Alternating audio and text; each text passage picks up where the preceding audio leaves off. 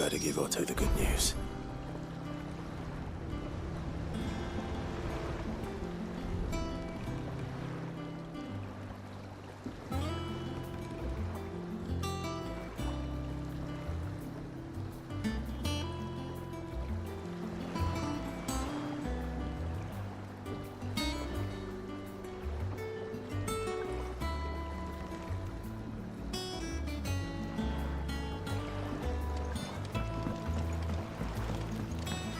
Walkways need patching up. Welcome home, Sid.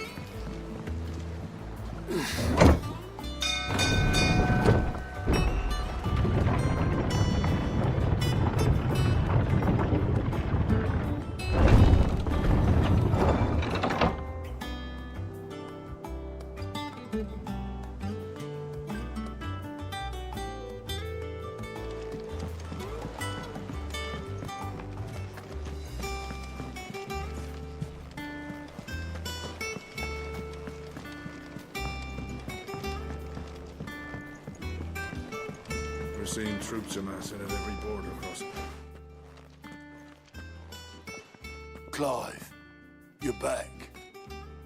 I am. And with glad tidings for once. Hugo Kupka is no more. Well, I'll be. All of our comrades who lost their lives back at Sid's place be smiling down at you right now. We had a stolus from Lubor saying Drake's fang had fallen. I expect that was your doing as well, was it? It's a long story. One for the history books, I'll bet. Welcome home, Clive. It is good to be back. You look better. I feel it. Which means I'm coming on your next little adventure. You're not leaving me behind again. Wouldn't dream of it. Otto, any word on the Royalist movements since I've been away? Shouldn't you be putting your feet up? If you really want to know, go and have a word with Vivian. Thank you. I will.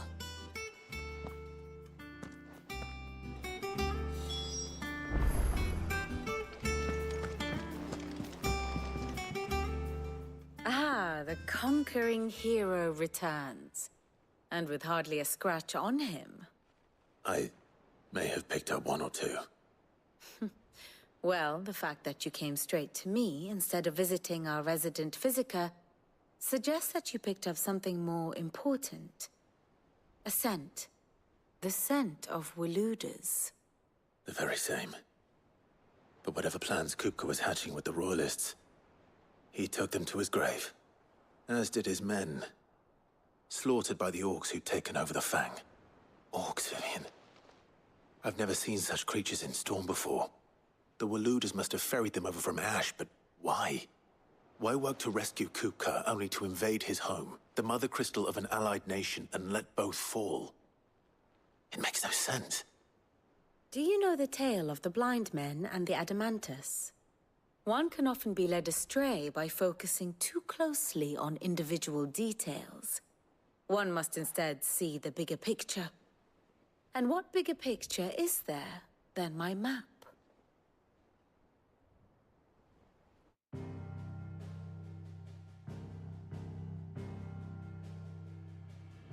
The Kingdom of Waloed claims dominion over all of Ash.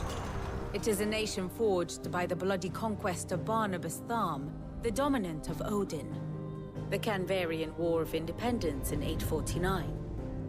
The Battle of the Twin Realms in 865. The Battle of Belinus Tor in 873.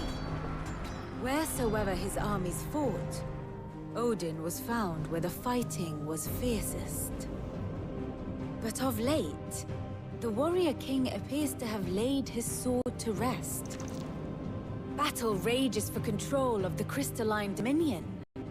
Yet Tharm sends not a single ship in support of his Dhalmekian allies. Meanwhile, the Blight ravages great swathes of Ash. Yet warlike Waloed shows not the faintest interest in laying claim to untouched lands. So Why go to the trouble of sending an army of orcs into the heart of Drake's Fang, only to make no attempt to claim the Mothercrystal for Waloed? It can hardly be for lack of men. Tharm's armies rival any in the Twins. No. We have not seen the last of the Waloed standard. Odin will ride again. It is but a question of when. And on that day, who will be trampled underfoot?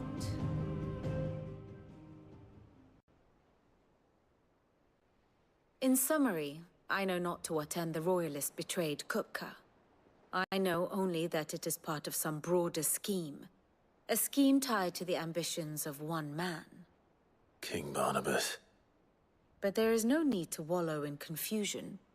If one is to cure a sickness, one must first identify the symptoms. And your Lord Uncle has volunteered to do just that by keeping an eye on the Royalists' movements.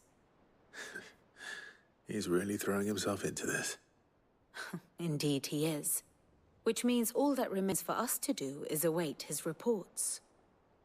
Well, not quite all in your case. The people of the Hideaway must hear the news. Justice has been done. Hugo Kupka is dead. The wounds he left that night are still raw, especially for those who lived with Sid the longest. Tell them that those wounds might finally begin to heal. Consider it the price of today's instruction. I've never known you to be sentimental. What can I say? I am only human. And we are, all of us, sentimental animals at heart. I suppose we are. Very well. I'll go and spread the word.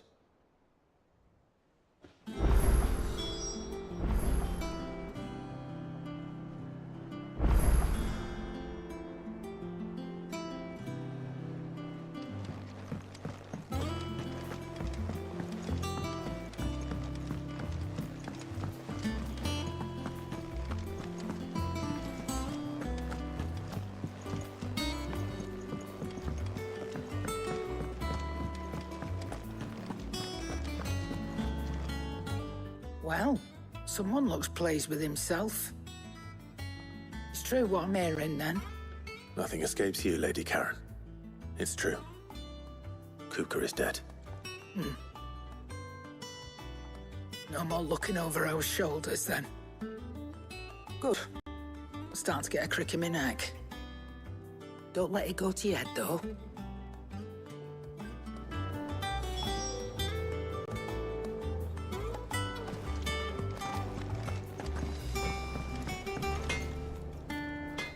Blackthorn, do you have a moment?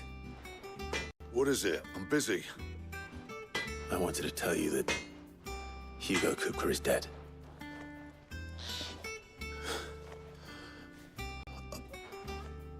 I can't tell you how long I've been waiting to hear those words. This is it then. A new beginning under a new Sid. I'll try to live up to the name.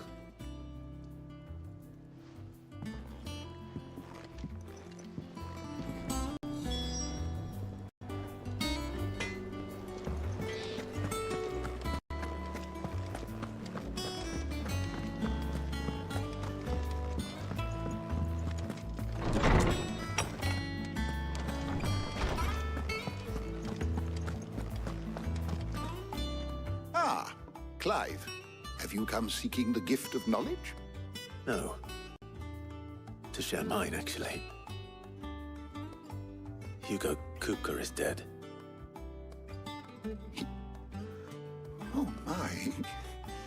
Can it really be true? Look, he's crying. He is. The big baby. And with good reason, children. These are tears of joy. We must offer up a prayer to your parents that the heavens might weep with us. There shall be no lessons today, only thanksgiving and merrymaking. Go, put away your things. All right. Brilliant.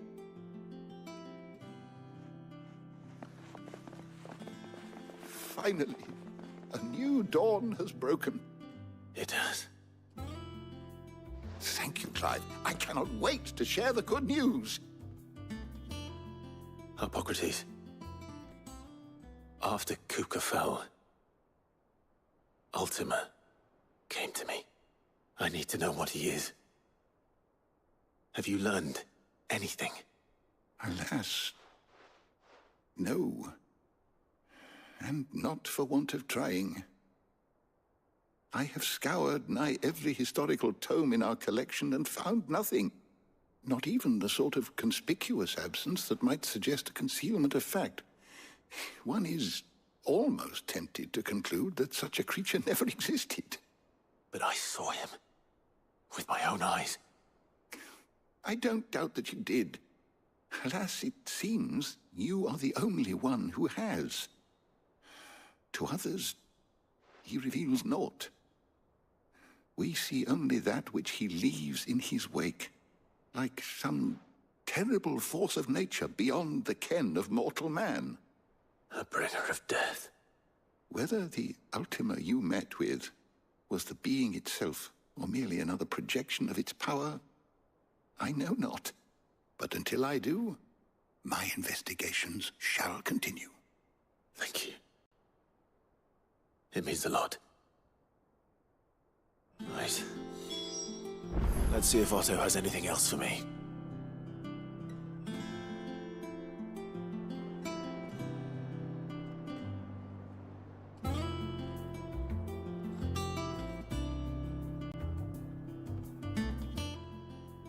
How good it is to see you, Clive.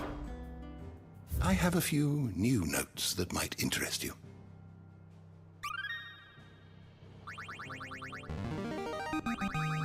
I have quite the find for you today. If you have a question for me, I should be happy to answer it.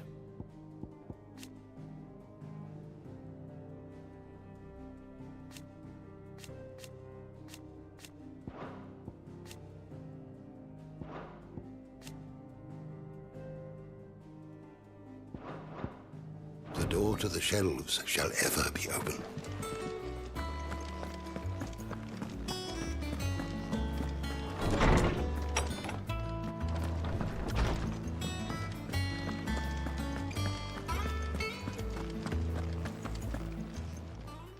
Is it business or pleasure? Going purse weighing you down?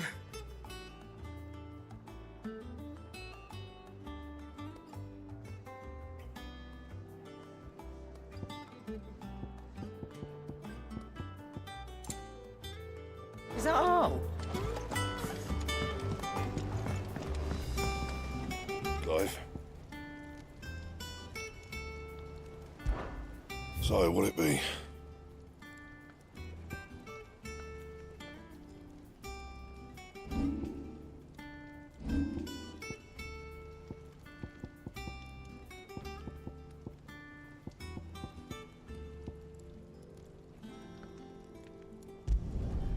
Should last you a good while.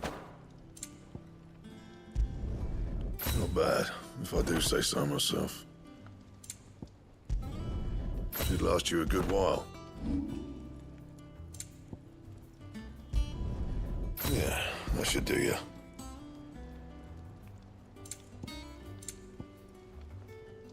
And?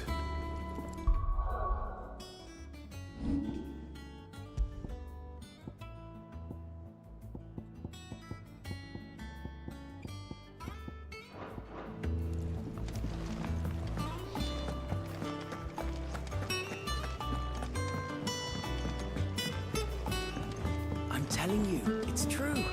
I heard it from Otto's own lips.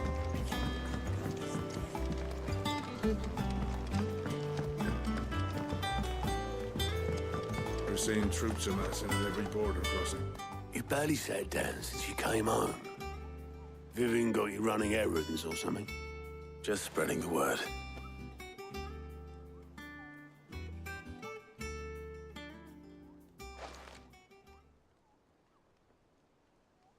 So, the Professor's got a soft side, has she? I'd never have guessed. No. She was right, though. Everyone was glad to hear the news. Ah, but you ain't told everyone. I can think of plenty of friends back at the old Hideaway who'd sleep more peacefully for knowing. Not least of all Sid.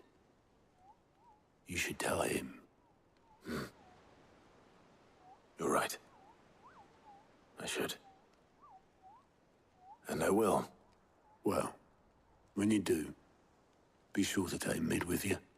She's been going at it hammer and tongs down in that workshop of hers, trying to do her father proud. I can't remember the last time she visited the old sod's grave. Very well. I'll suggest it.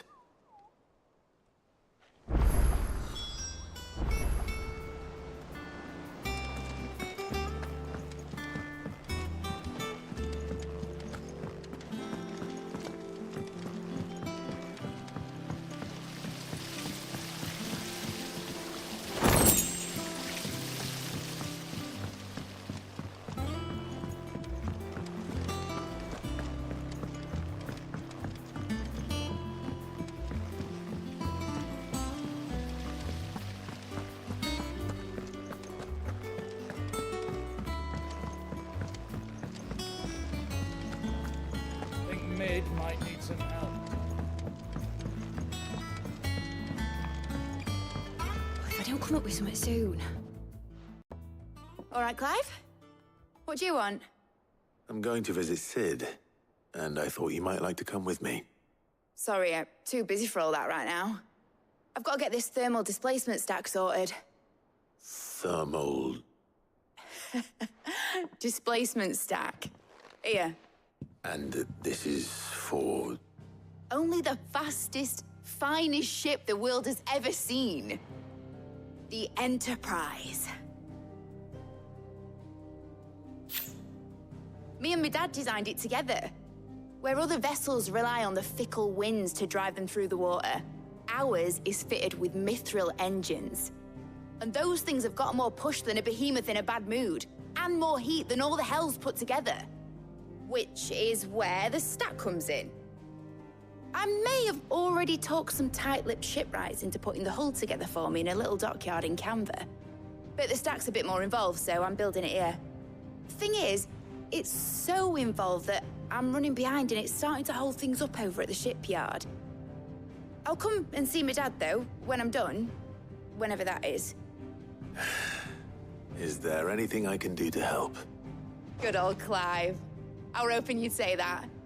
First things first, I need some parts meching. The stack will be made up of 3 major components. There's the plating, here, that channels hot vapors away from the engine. The helm over the top, that disperses all that heat into the air. And the shielding around the sides, that stops the rest of the ship from going up in flames. Full suit of armor, then. Probably best to take it one piece at a time. Then you'll need to start with the plating. Everything else fits onto it. I've got the designs and the list of materials here. Show these to Blackthorn. He'll know what to do. I can't make head nor tail of them. Luckily, you don't need to.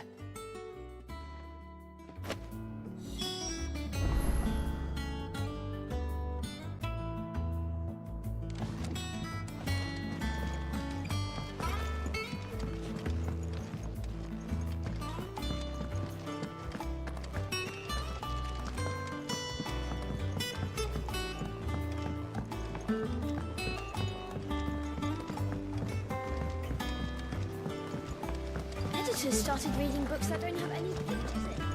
It hasn't been.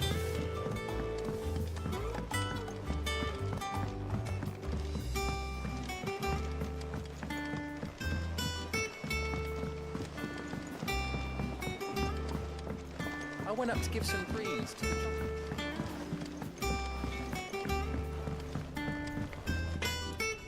Blackthorn, can I ask a favor? Out with it. It's for Mid. This my last chance to say I'm otherwise engaged. Spare myself the arseache. Go on then. What is it this time? She said you would know. Here. Still, if that's what it takes to get her to visit Sid's grave, I'll do what I can.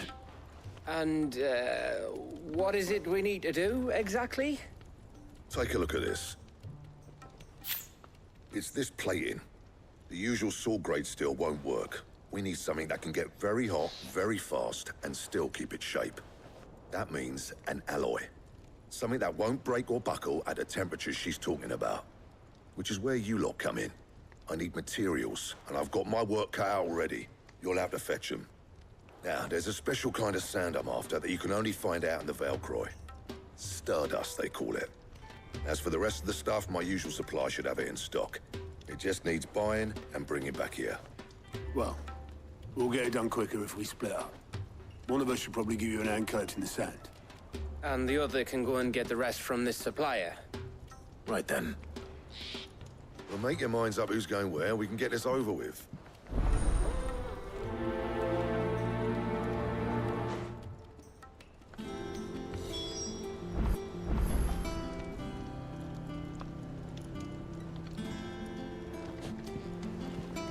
Up to you who you take to the desert. You going after the Stardust then, are you? Which one of these two lucky souls is going with you?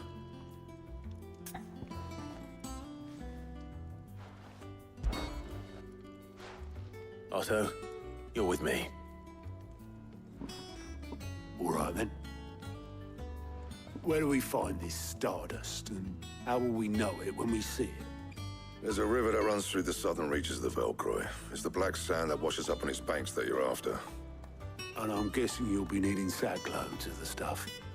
Might be worth hiring porters at the Dalimil Inn.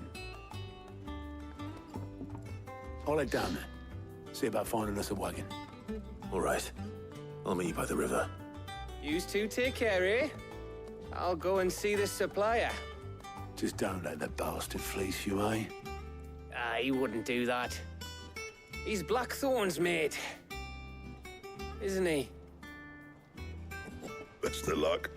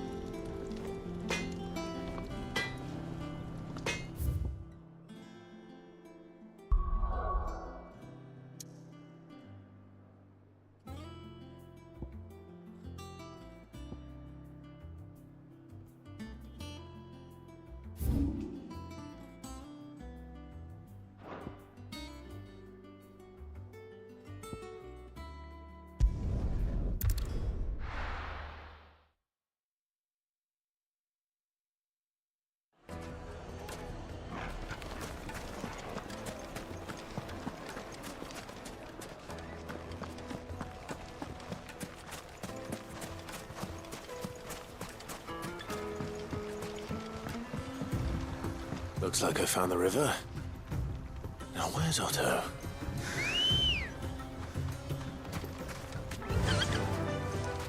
Fly, Ambrosia.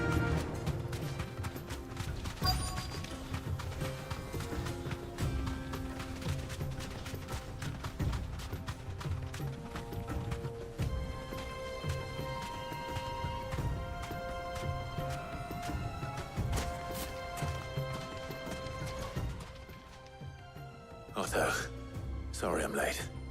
Oh, Clive. I had a quick scout about, and I reckon this area's our best bet.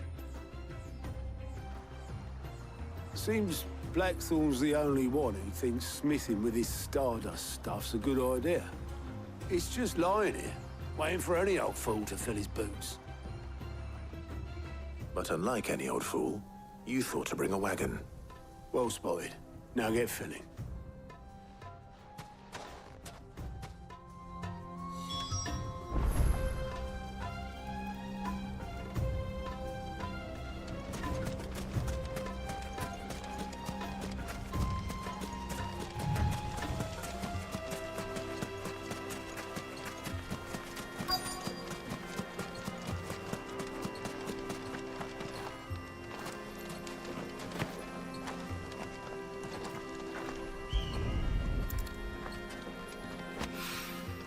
So this is Stardust. It just looks like black sand to me.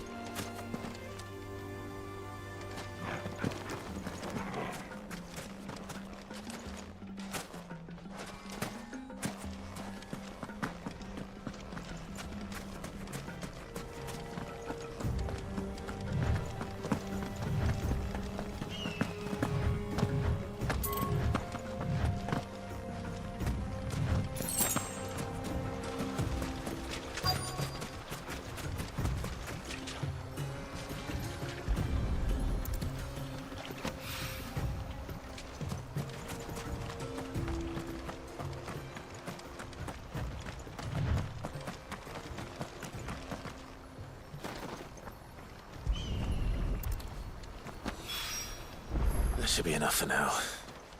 Let's see how Otto's getting on.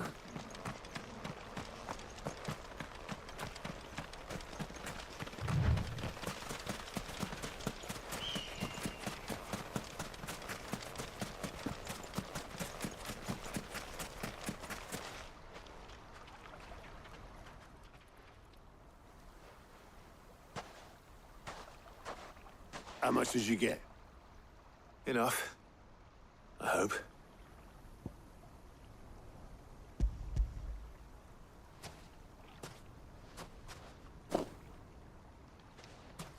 More than me. Put it all together and I can't see Blackthorn complaining.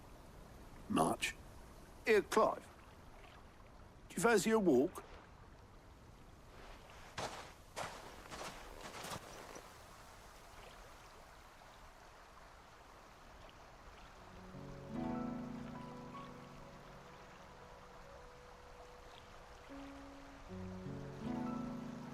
Sid would be proud. Of what? Of you, you idiot. The way you've carried on what he started. When we first met, I had you down as a spoilt little puppy who enjoyed nothing more than biting the hand that fed you. But 5 years on, you're the one doing the feeding. So thanks for proving me wrong. You weren't wrong. But I changed.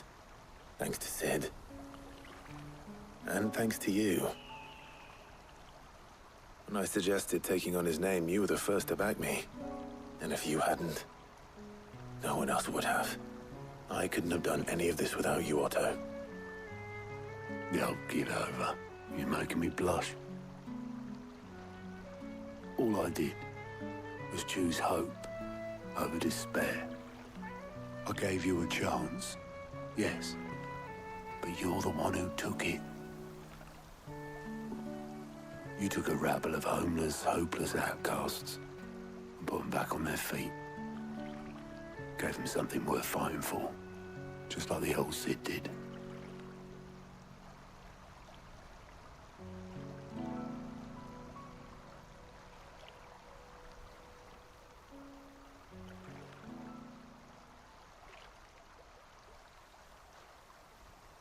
About time I was heading back, I reckon. All this scrabbling about in the sand's taken its toll on the old pins. I'll see you back at the Hideaway then. You can take a well-earned rest when you get there. Oh, I plan to. Believe you me. But I'll make sure Blackthorn gets his precious black sand before I put my feet up. He'll only moan otherwise.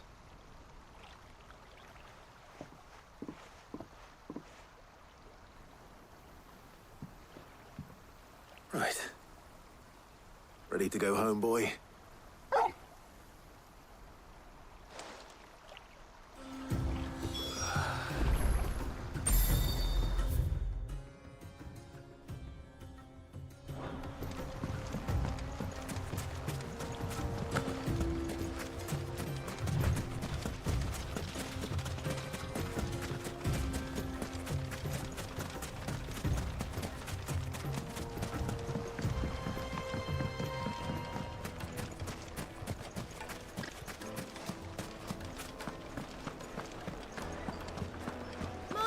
pits have... Take a sniff, good sir.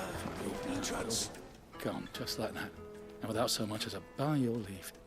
What's the matter? It's my apprentice. He up and vanished while my back was turned. I'd go and look for him myself, but I've got a bakery to run. A bakery that's now short one pair of hands. Loath though I am to rely on the kindness of strangers, I'm at a loss. Please, will you see if you can find him? I'll see what I can do. Do you know where he might have gone? I wouldn't be surprised if he was off somewhere mooning at Drake's Fang. He used to work there, you see. Poor fool left his heart in its hollow. All right. Then that's where I'll start.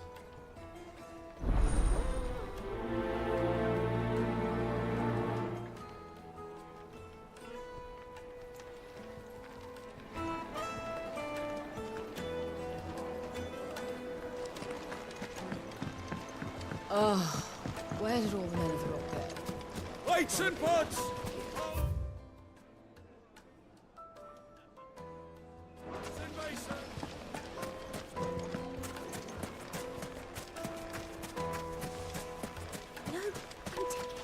Are you looking for something in particular? Fare you well.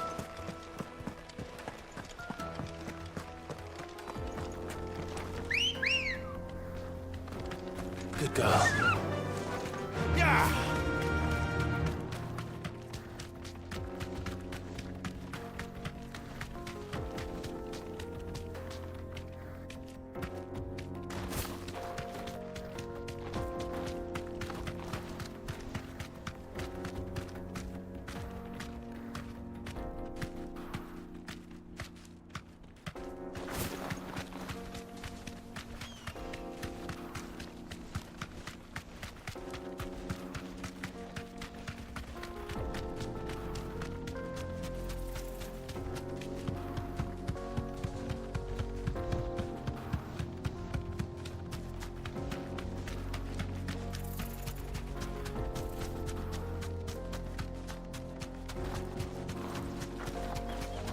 Mothercrystal.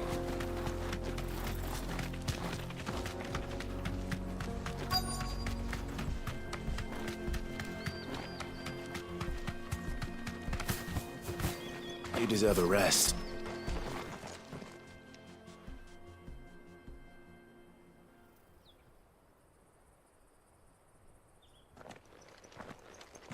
Excuse me. What do you want? The baker sent me to find you. I am a sorry, selfish sod, aren't I? Certainly not a baker. Master must have ruled the day he took me in. Time was the sight of the Fang used to calm my nerves. But now look at her. I take it you missed the Mothercrystal. I hated her, but she was all I knew. Worked her mines for years. And when she shattered, part of me shattered with her. I had to trade my pickaxe for a rolling pin, but I'm no good at baking. Every loaf I touch collapses. My bread's as hollow as I am. She was the only thing that could fill the hole inside me. Oh, I loved her, damn it. But now she's gone. She's never coming back. What am I supposed to do? I ask her. How does a shell of a man learn to live again?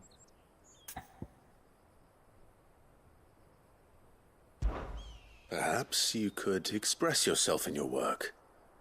If you miss the Fang, maybe you could recapture it somehow. Recapture it? I'm a baker, not a...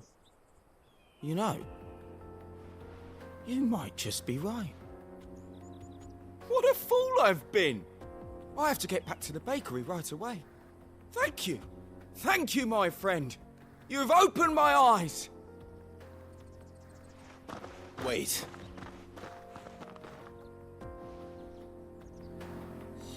Suppose you won't be needing an escort then.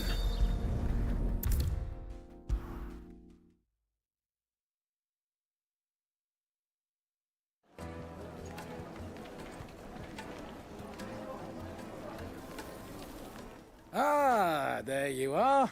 The man who lit a fire under my wayward apprentice. Though I worry you might have stoked the flames a little too high. He damn near ran me down trying to get to my oven. Master, it's ready. Behold the Drake's Balm. A truly unique creation. I dare say it is. Just look at it. A perfect likeness of the Fang herself. Her steepled peaks, her fulsome spurs, her inviting hollow. True, my loaves collapse more often than not, but what's the Fang without her crater? Why, no Fang at all. And look, inside. She's filled to bursting with a bounty of beautiful crystals. Salt crystals! Master, I have found my purpose. I must use my work here to preserve the memory of the Fang. Well, if it tastes half as unique as it looks, I'd certainly say you're onto something. Not only is my apprentice back, but he's finally pulling his weight. With any luck, I might even have a new delicacy on my hands. I don't know how you did it, but you have my thanks.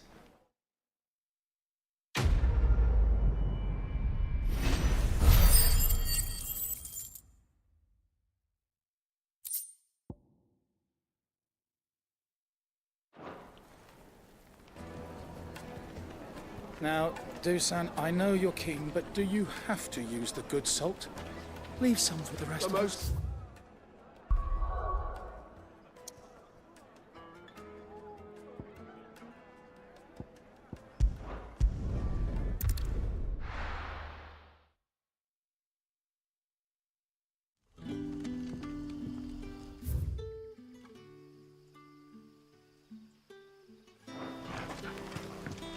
Good day to you.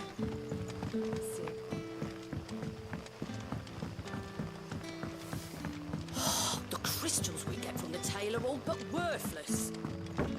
We had to dig a new cellar. Ah, Clive. Your timing is exquisite, as always. I have a concern which you may be able to assist me with. Go on. There are whisperings afoot of shadowy figures having been sighted outside the village. Rustlings in the undergrowth, suspicious noises. My people fear that they are being watched. It may be no more than a surfeit of nerves, understandable in the current climate, or it may be the prelude to something altogether more dangerous. Given what I hope you'll forgive me calling your nose for trouble, I wondered if you might investigate. Of course. Excellent. You might begin by speaking with the good citizens of Lostwing. Listen to their tales, and make what you will of them. All right. I will.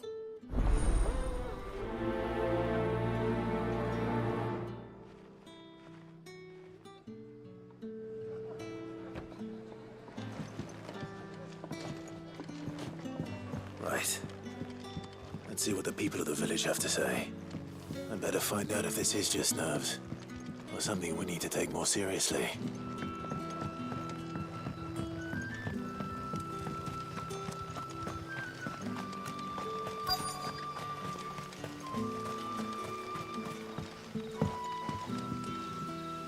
Excuse me. Quentin mentioned strange figures having been sighted near the village. Have you seen anything? Nah, not me, Gov. I heard the rumours, though. I'm here most days, right next to the gate, and I ain't seen nothing out of the ordinary. Don't worry. Any shady characters try and slip into town this way, and I'll soon come running. And shouting, most likely. All right. Thank you.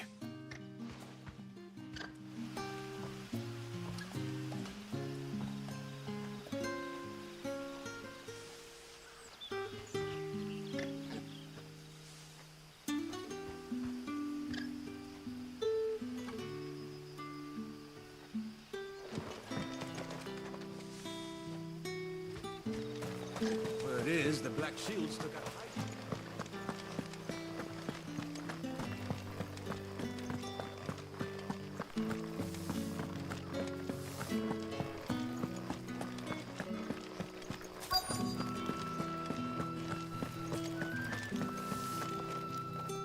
Do you have a moment? There's talk of suspicious figures in the woods. Have you seen anything out of the ordinary? No, but I've heard something. Sound of scraping metal, like someone sharpening a sword. Where was this? In Lorbert's Pass. Was out foraging for herbs when I heard it, screeching out from between the trees. Ran back here as quick as my legs would carry me, and I ain't been back since. I see. I'll look into it. Thank you.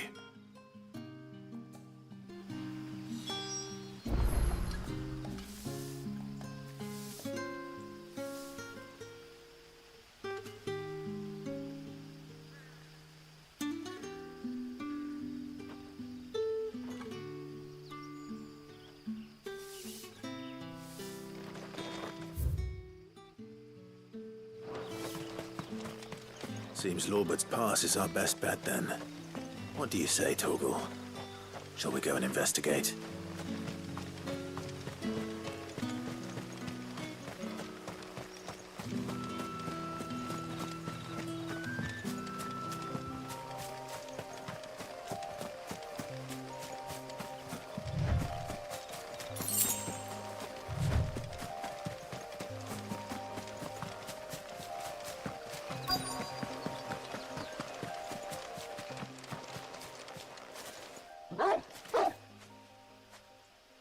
You there. Fuck! He's seen us. Get them before they escape! Black Shields. Here. What the hell are you doing here? What is it to you? Not that we give a damn. All that matters to us is that you don't leave here alive.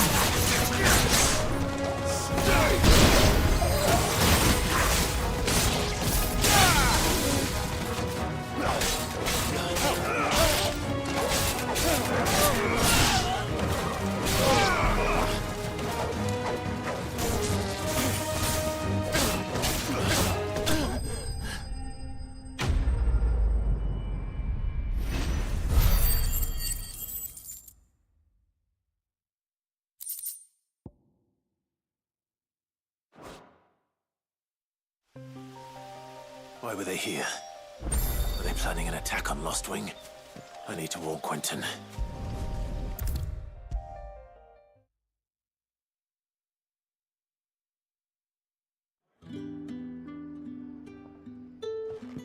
Clive, how goes the hunt for our sinister figures? I found some Black Shields hiding near Lorbert's Pass. They're gone now. Black Shields. The Empress's former bloodhounds, though they serve another master now. One who means to root out and destroy both me and those I care for. And it would appear the pack has finally caught the scent of its prey. Damn it all. I had hoped I would have more time than this. More time to prepare. But if we are cornered, we have no choice but to bite back. And bite back we shall. I'm sorry. You're going to need to explain. Who did the Black Shield serve now? And why would that person want you dead? Because I want him dead. Who? The former Lord Chief Justice of Sanbreque. All that I have built here is for him. I don't understand. Why him? Why Lostwing? I suppose it is better that you know the truth. I was a member of the judiciary once. So sickened was I by the injustice of this world, I swore to fight it. And fight it I did, in my own small way. I saw more than a few corrupt officials condemned to the very cells into which they had thrown blameless innocents. Men to whom the law was but a scourge to turn against the powerless. And throughout, it was the Lord Chief Justice who backed me, who was my one true ally in the quest to see justice done. So what changed? I discovered that he hunted bearers for sport. I was a fool to think he shared my hatred of venality and vice. His support for me was no more than a facade, a means of ridding himself of his rivals, a mask to hide the rot beneath. I filed suit against him immediately. His response, however, was rather more visceral. He had my entire family slaughtered, and he faced no punishment whatsoever. I lost everything. My loved ones, my livelihood, my position, the faith I had once held that any modicum of justice might be achieved through the courts. So I set about enacting my own. I tracked down every soul who served him, and slit their throats myself. But the man himself proved an altogether more difficult target. With money and power come protection. And so I saw that I would need an army of my own. I came here to Lostwing and began recruiting like-minded individuals. And everyone here knows this is why you do what you do. Of course. They too have lost loved ones to the bearer hunts. Seen faultless friends sent to the gallows to spare the guilty. All under the watchful eye of the Lord Chief Justice. Our wounds are the same. And our cause is the same. We are comrades. And our revenge is already in motion. We know where he hides, how numerous and well-trained his guard.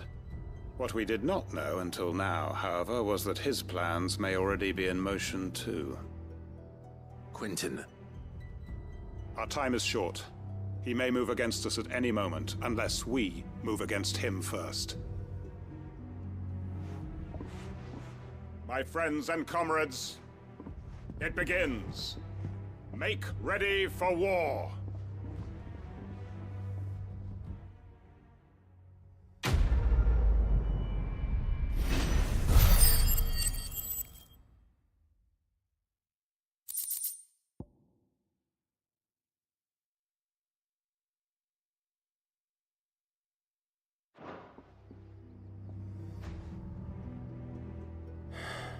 I'm not going to change his mind.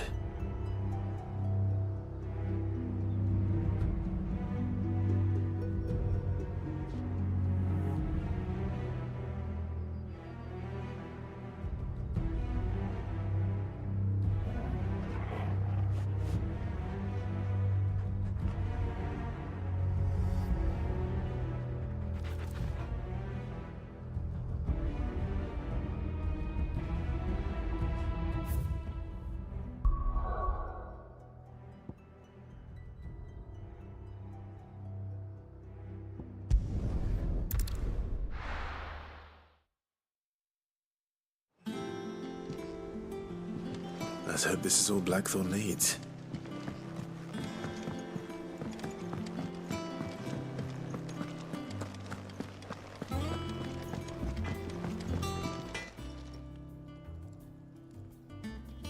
Blackthorn, got everything you need? Yeah. Yeah, I do. Cheers for the Stardust. Should be enough to be getting on with. Nice to get out and about for once. Let's do it again sometime, eh? I'll make a start on putting this thermal plating together then. It'll take some time, mind. So if you've got other things to be getting on with, I could do without you breathing down my neck. Thank you, Blackthorn. I'll let Mid know construction's underway.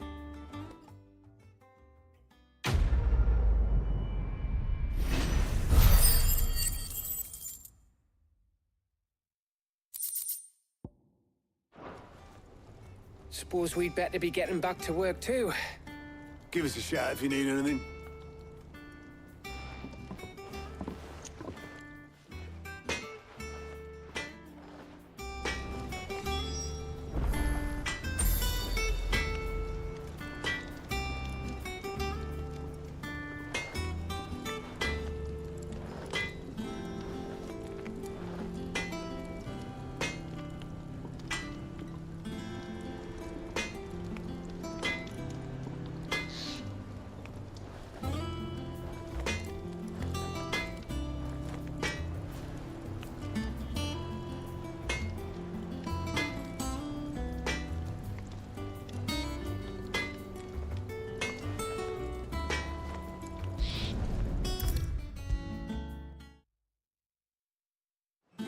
Come up with something soon.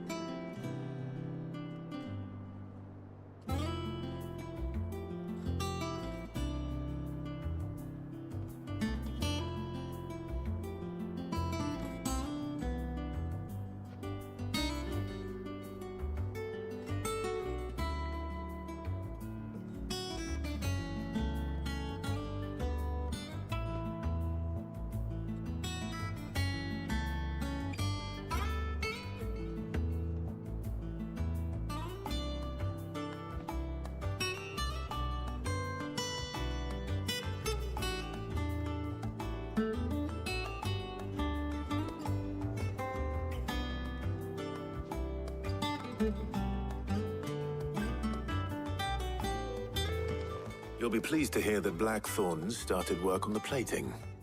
Excellent. 1 down, 2 to go. So, what's next? The helm, of course. For this, we'll be repurposing fallen scrap. Salvage from the ruins? I thought that material was all but impossible to work. Ah, but we don't have to. I'm sorry. Just so happens there's one particular ruin that's broken into exactly the right shape and size pieces for what we need. What's the name back there? I'll give you all the details. What's her name? Right.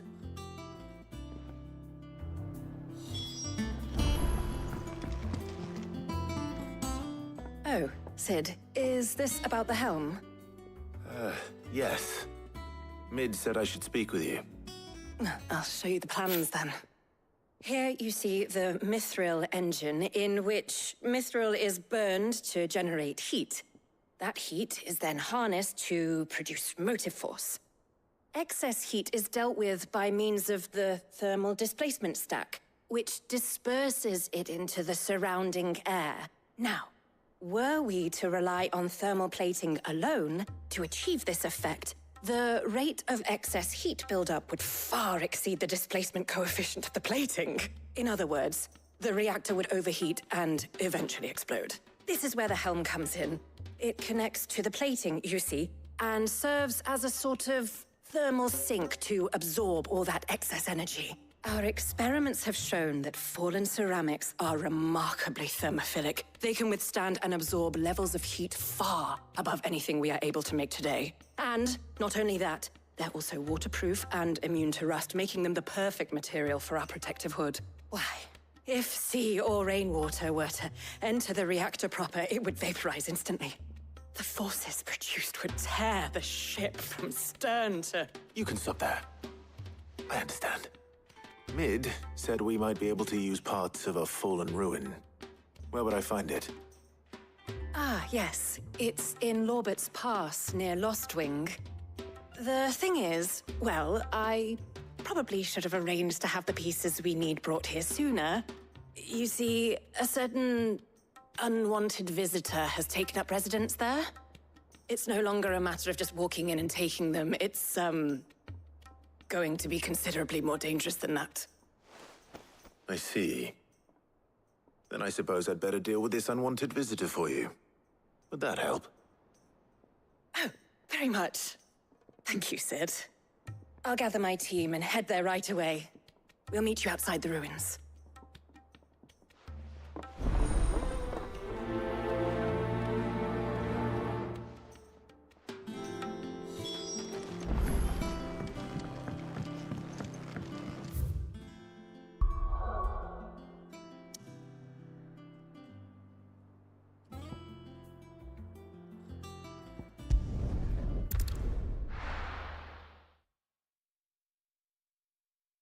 be taking you all to a storehouse in the Bales. Leave anything you don't need behind.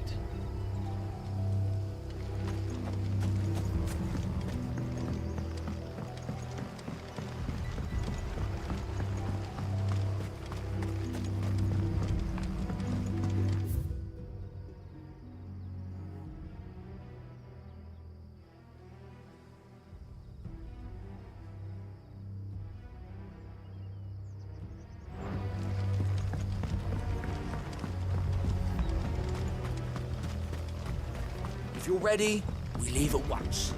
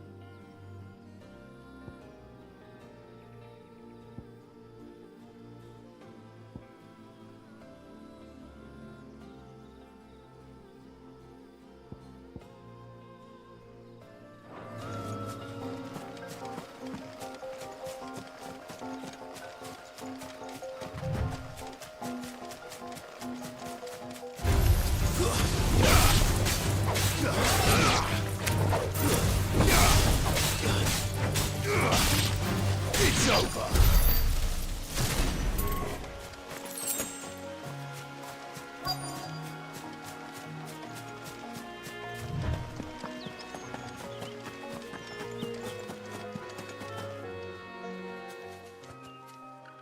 Oh, there you are, Sid.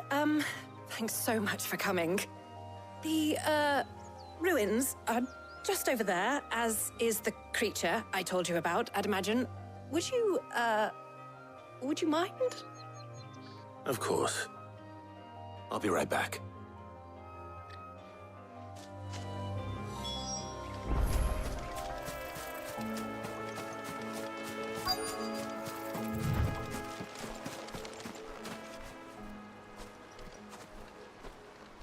Anybody home?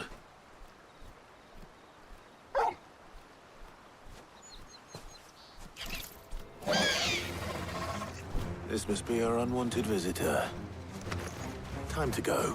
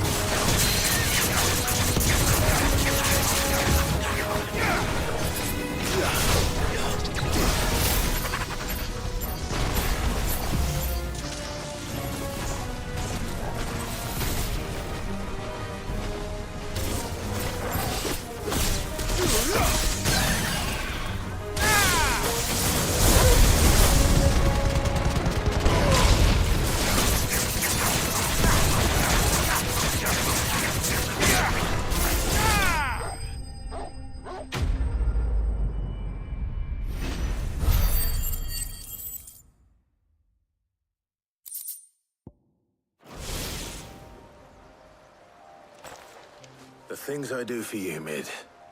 Sid! Oh, thank goodness you're safe. You shouldn't have any trouble now. Indeed. Well, don't let us keep you. We'll, see that everything is transported safely back to the Hideaway. All right. I'll let Mid know you're on your way.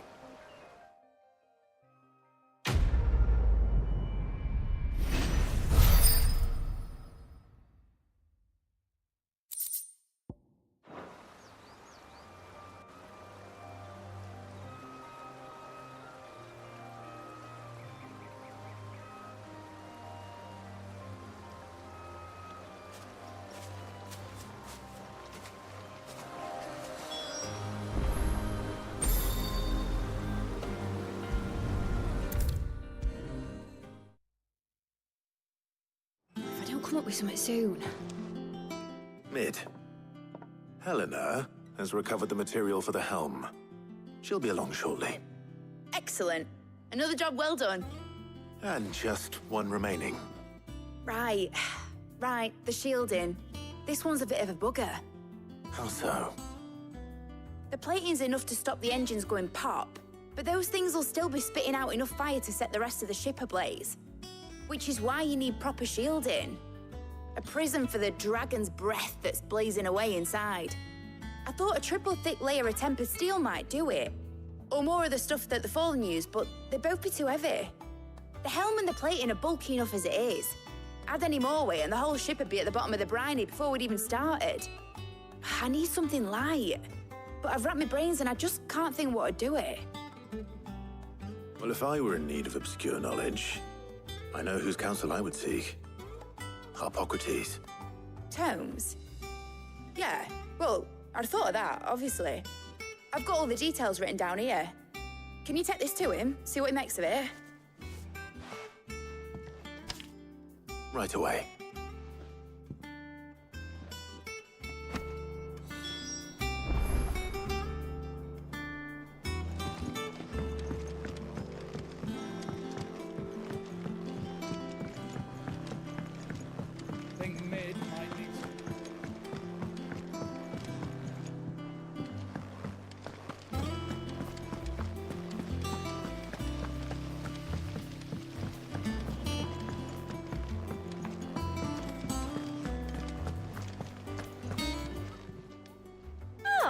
I wasn't expecting you back so...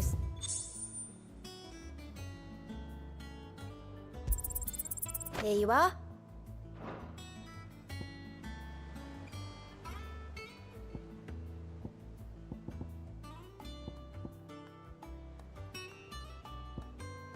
Come again. I may have more for you. We're seeing troops amassing at every border.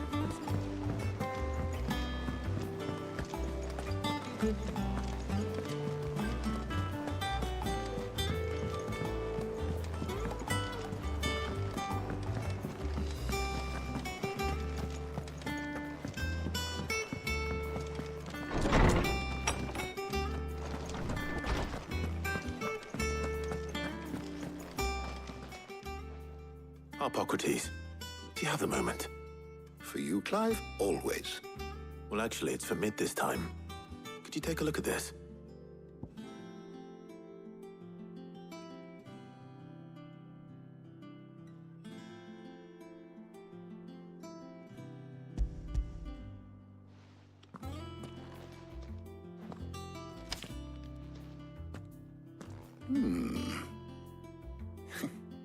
Shielding for a mithril engine? Whatever will that girl think of next? And what are these notes around the edges? She has some specific requirements for the materials. The shielding needs to be able to resist extreme heat on the inside, and yet remain cool enough on the outside not to set the ship alight, while also being light enough not to sink it. As you can imagine, she's struggling to find anything that meets her needs. I see. I wondered if you might know of a solution, or if you might be able to search the records for one.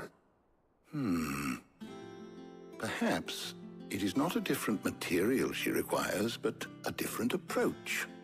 What do you mean? Consider the lake we have made our home. Its blighted waters eat away far more quickly than fresh water or even brine, at timber and steel alike. And yet, we have made a home here from those very materials nonetheless. We have. But Bardolph must varnish every board twice over to keep it from rotting. And Obelisk complains that without a constant supply of... pitch. I see. Early Gregorian histories speak of a preparation known as moon dew. It is said to be able to resist even the most ferocious flames. Before the dragoons tamed the worms and wyverns of the realm, nobles would daub their castle walls with it in order to guard against dragonfire. So if we could recreate it... It might be applied to some material or other in order to provide the protection it requires. As to how best to apply it and to what material, perhaps Bardolph and Obelisk might be of assistance. I shall speak to them and see what wisdom they might have to offer. If you would be so kind as to procure the necessary ingredients, I shall discuss the specifics of how it might be most effectively put to use with our two friends. The knowledge of the past may yet prove useful to we of the modern era. Thank you, Hippocrates. And since you're asking others to help you, perhaps I should too.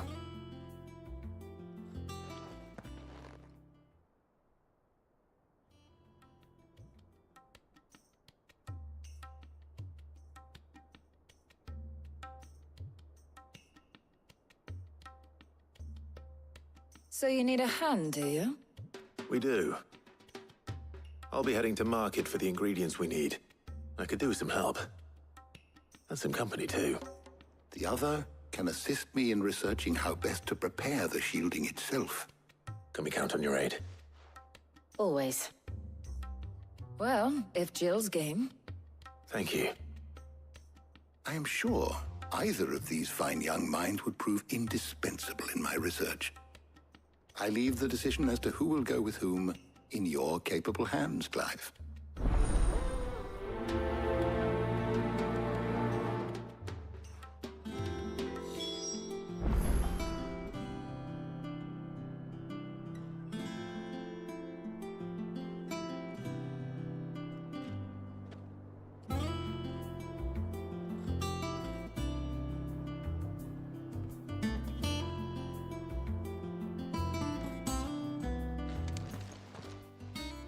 So, Clive, have you made your decision?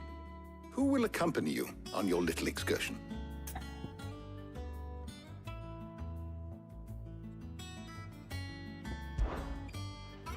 All right. So, what are we fetching? I have taken the liberty of preparing a list. Here. Garlic? Conch shells?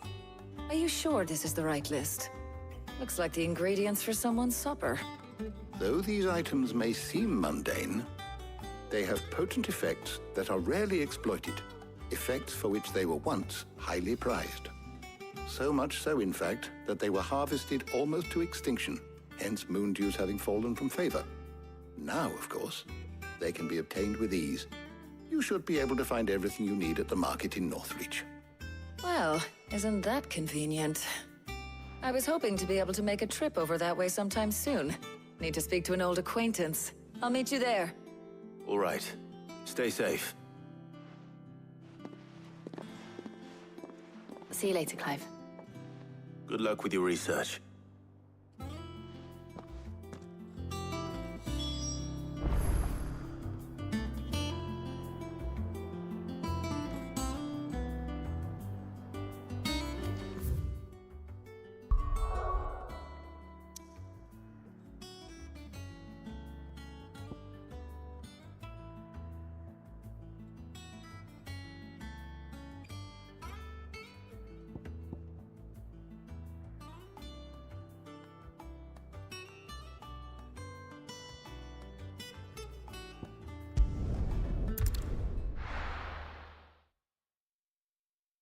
Now, where's Talia?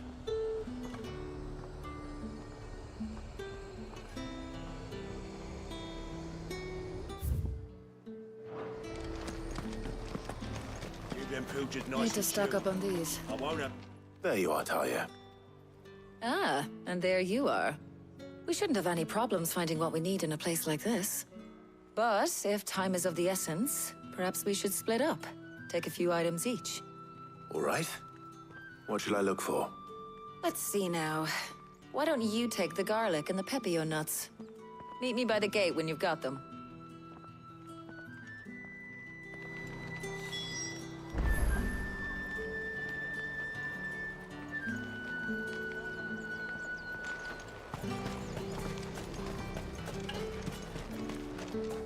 Buy, sell, or be gone. If that's what you want. There's talk. But how the hell is anyone supposed to afford that price? Any friend of the innkeeper is a friend of mine. I hope it's to your liking. You're always welcome here in Lostwing. Hopefully Ty is finished too. Fresh cuts! Come and get the little cab! You'll not find a bruised pippin in the... Well, did you find everything? I did. Here.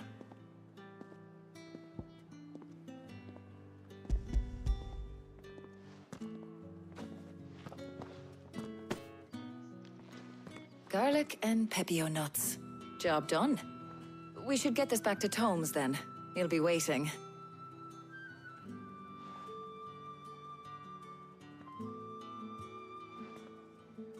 But we're not in too much of a rush, are we? Quick chat.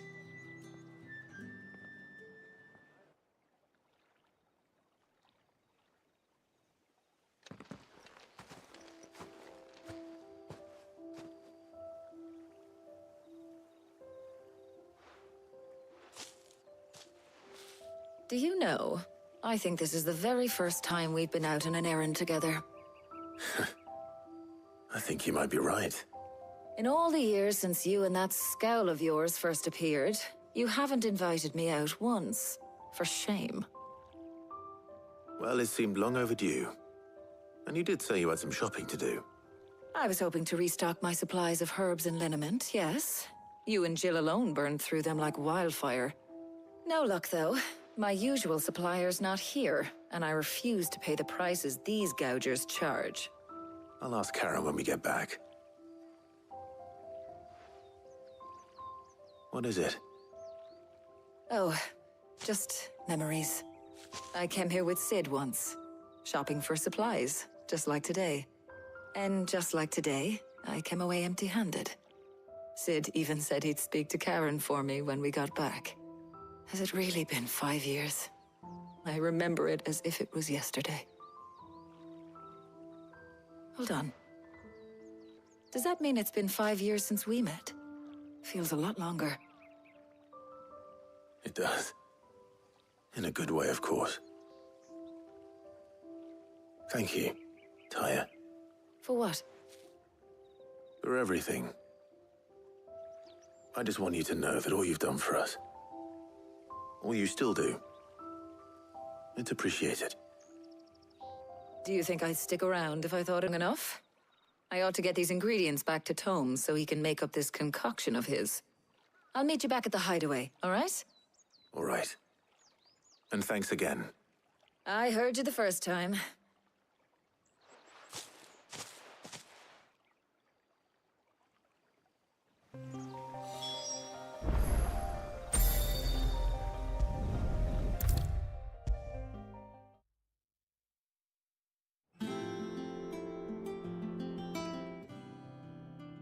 How's work on the shielding progressing, Hippocrates?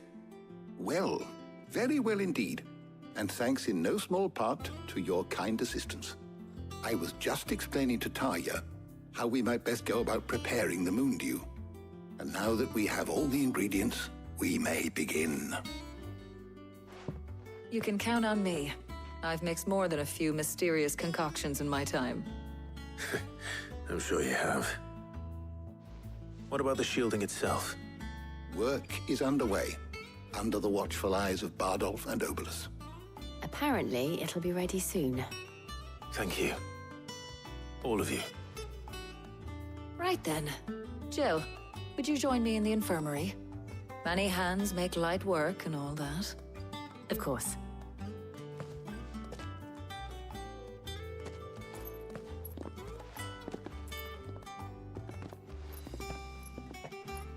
Oh, and Clive.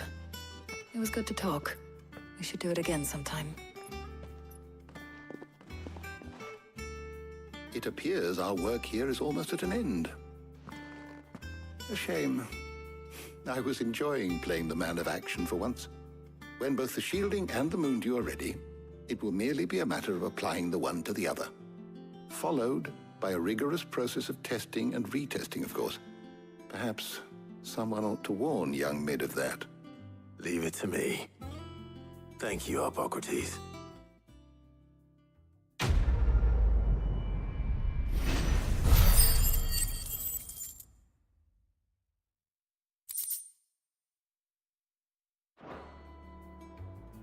Well, I'd better go and give Mid the good news then.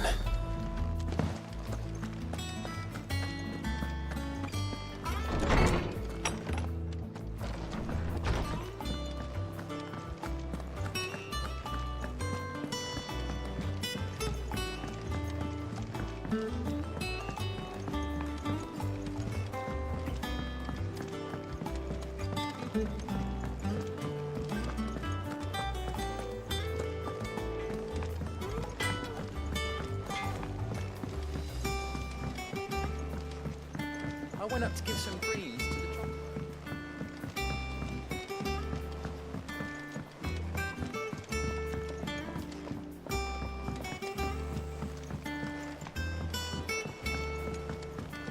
It hasn't been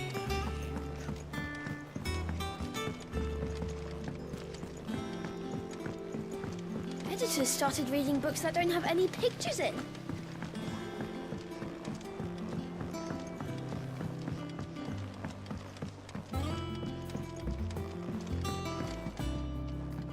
Sorry to keep you waiting, Mid. But you'll be pleased to know that work on the shielding is underway. You found something for it? In a manner of speaking, Hippocrates knew of a substance that's highly resistant to heat. A coating that should provide the protection you need. He's supervising the construction and testing of the shielding as we speak. Brilliant! I knew you wouldn't let me down. Don't thank me. I'm just the errand boy. Right then, better start working out how to bolt all these bits together. To the Black Hammer!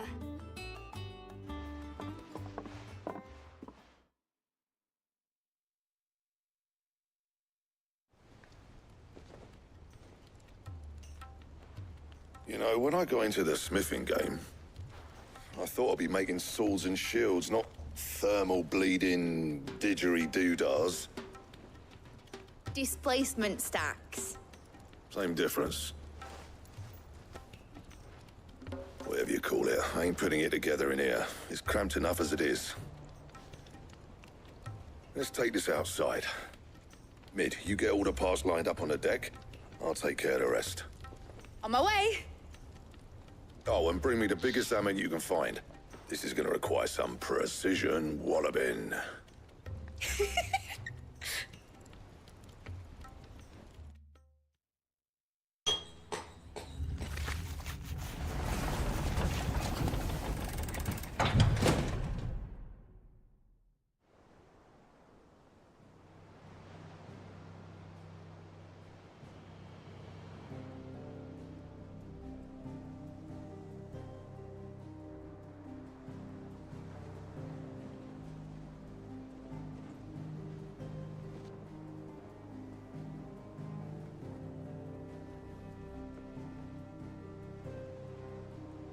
It's finished! It's finally finished!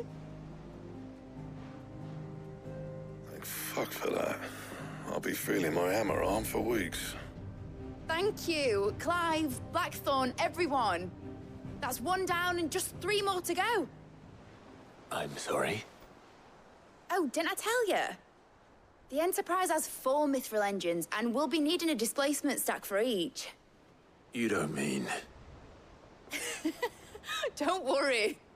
Now they've got a finished one to work off. My gang in Canva can build the rest. Good luck to them, I say. Right, I'm off to get a sling for this elbow. Any other work comes in, keep it to yourselves, eh?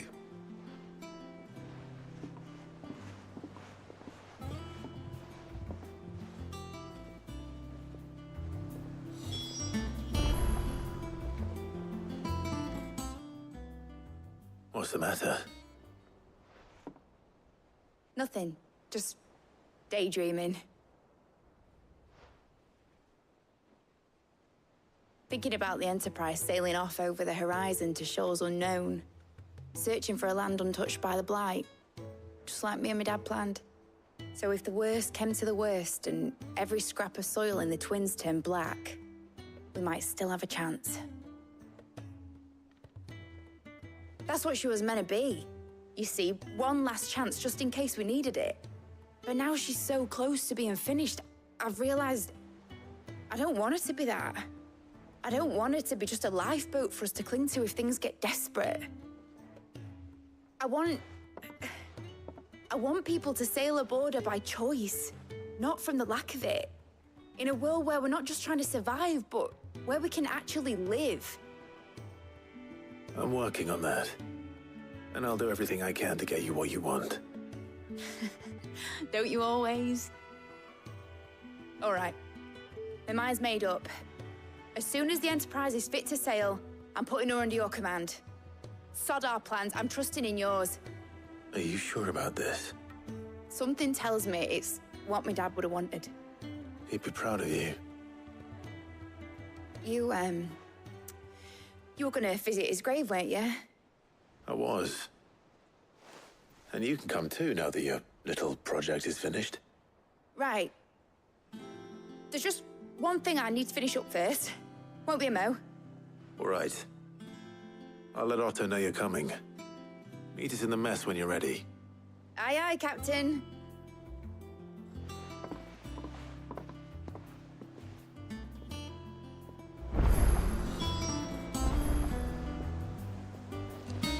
Mid told me she was building a ship. Really? That's a ship? Let's sail around the lake. Is that the thing Tomes helped to build?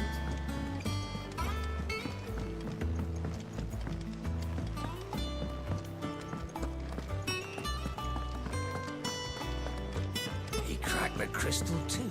You're joking.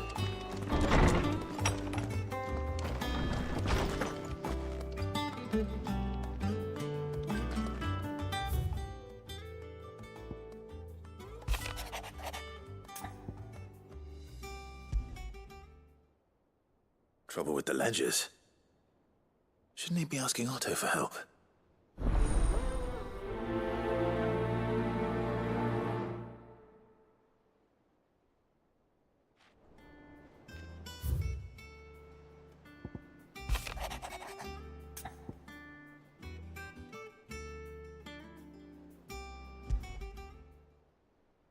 What could be wrong with Torgor?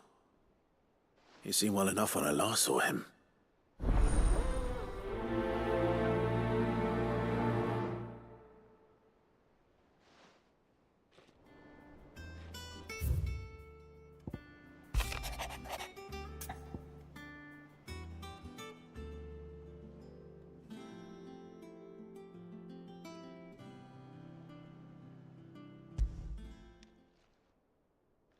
Hopefully it's nothing. But I should speak to Blackthorn just in case.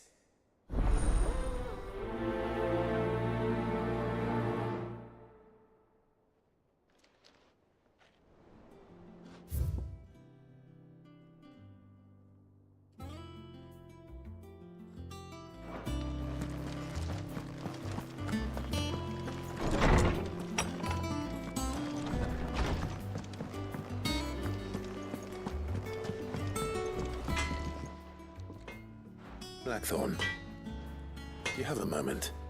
Not really, no. This won't take long. I just wanted to ask how you're getting on. August was worried about you, that you might still be doubting your craft, even after learning the trick of that cuirass.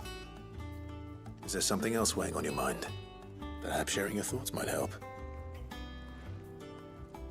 That bastard's like a dog with a bone. Still, you've got a keen eye, I'll give him that. He's just, well, Karen showed me something. Something I've never seen before. And that was? A sword. An odd-looking thing with a single-edged blade. The metal itself wasn't anything to write home about, but fuck me. The edge on it. You could slice a man clean in two with a weapon like that, and he'd be halfway home before he even realised he'd been cut. So that's what's troubling you? Nah, no. Not troubling me exactly. More distracting. Can't stop thinking, how do you get an edge that sharp? It's driving me mad. And if you knew how to do it, we could arm the curse breakers with even better blades. That's about the size of it, yeah. I'll see what I can find out. Sharper swords are always welcome. And we can't have our master blacksmith being distracted. You're a soft touch, you know that. But I can't say I'm not grateful for it. Good luck, eh? Thank you. Let's see what Karen knows about this sword.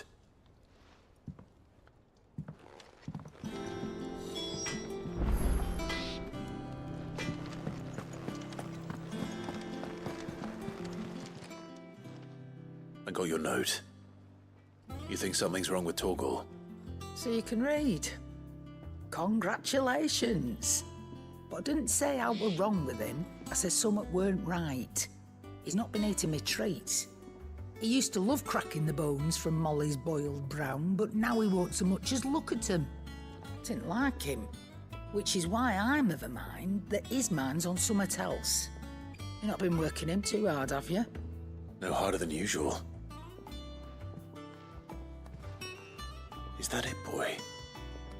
Do you need a rest? What was it you said he was? A frost wolf? That's what the lawsman seems to think.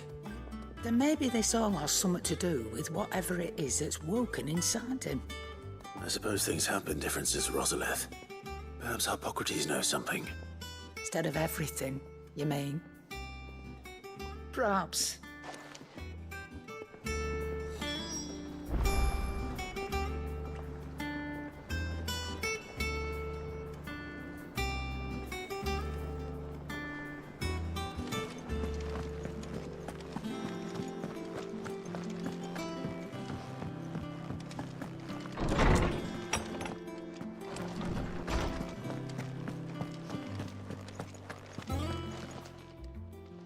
Lawsman, I need to ask you about Torgal.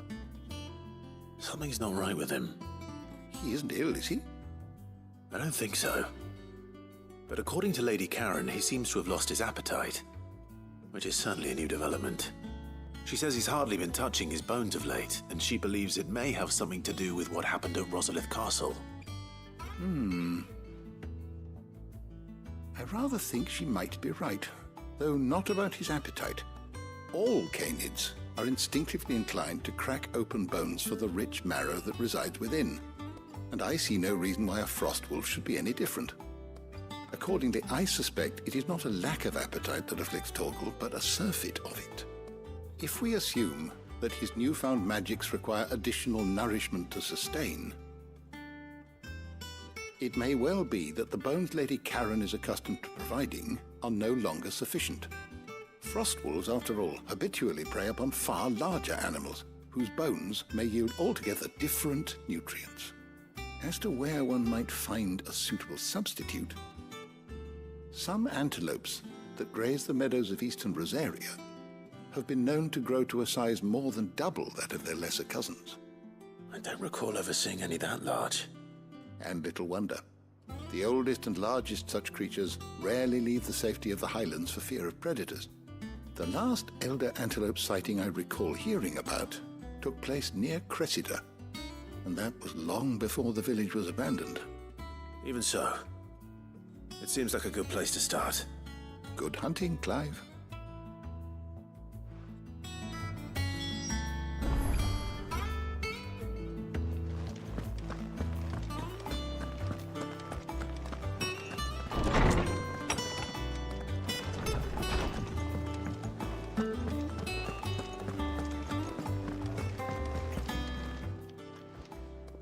You're looking well, Karen. What do you want? Out with it.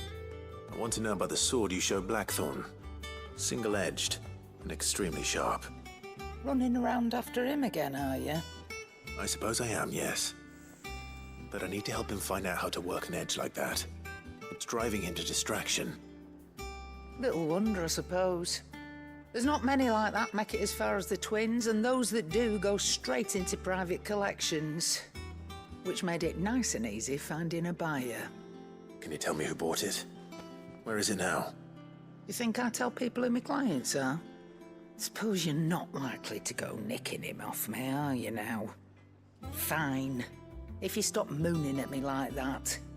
Lord Ignac's the man you want. Dalmekian bloke. Collects weapons and the like. And he's got more money than sense, which is why he's one of my favourite clients. Reckon he'll still be at the inn in Dalamil, where I left him. Thank you, Karen. Oh, and he's a touch eccentric, if you take my meaning. I appreciate the warning.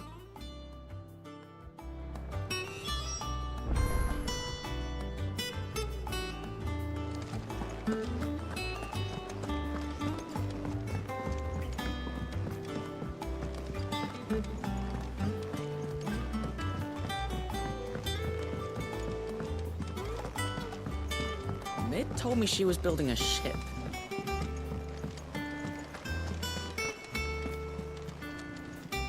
Clive, did you get my letter?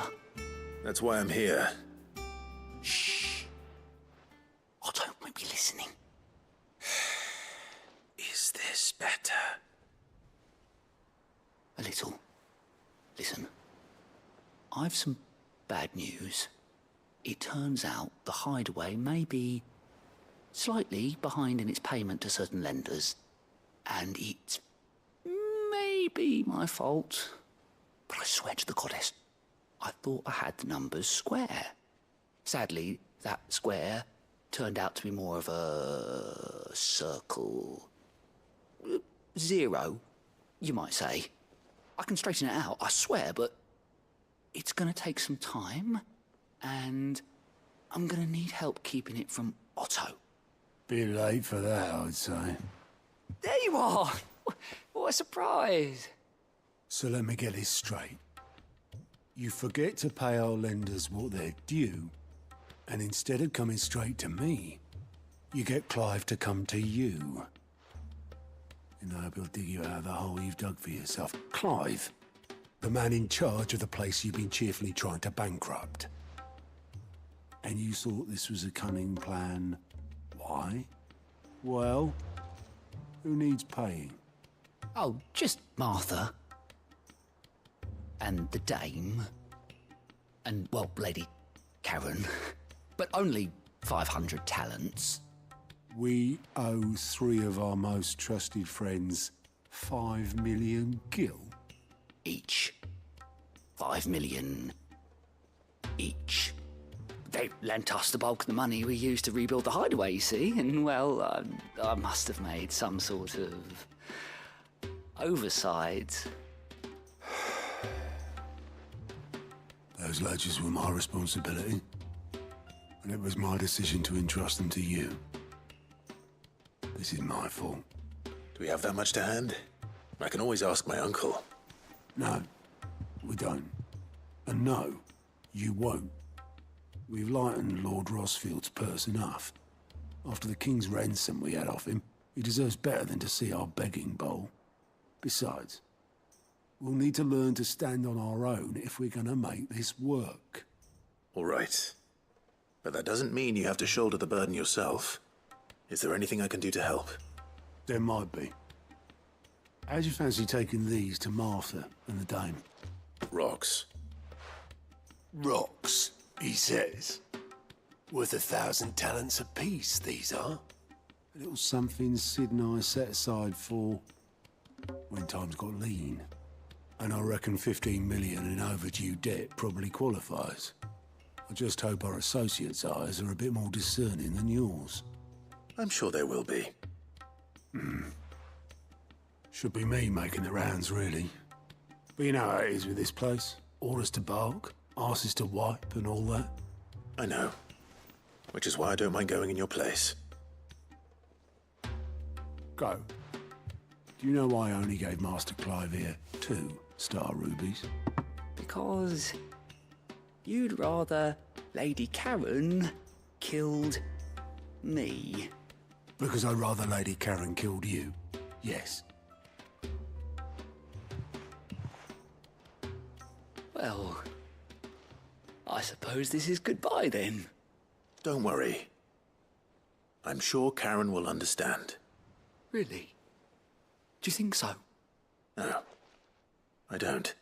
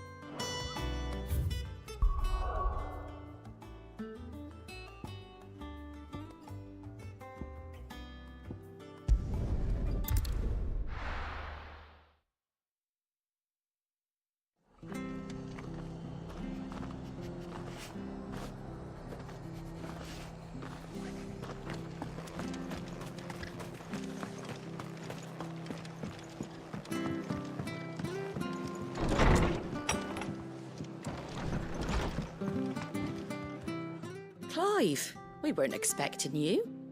I wasn't expecting to be here, but it seems we still owe you a considerable amount of coin for your help with our rebuilding efforts.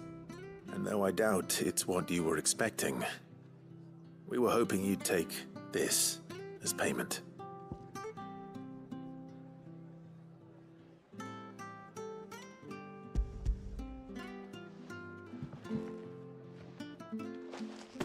A star ruby? I can't accept this. It's worth at least twice what you owe me. More if you can find yourself the right buyer. Think of the difference as interest. Interest? If word got out I charged that much, no one would ever borrow from me again.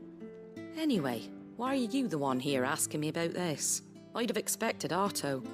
Bit much sending the Lord Marquis out to settle your debts, isn't it? The old goat working himself to death again?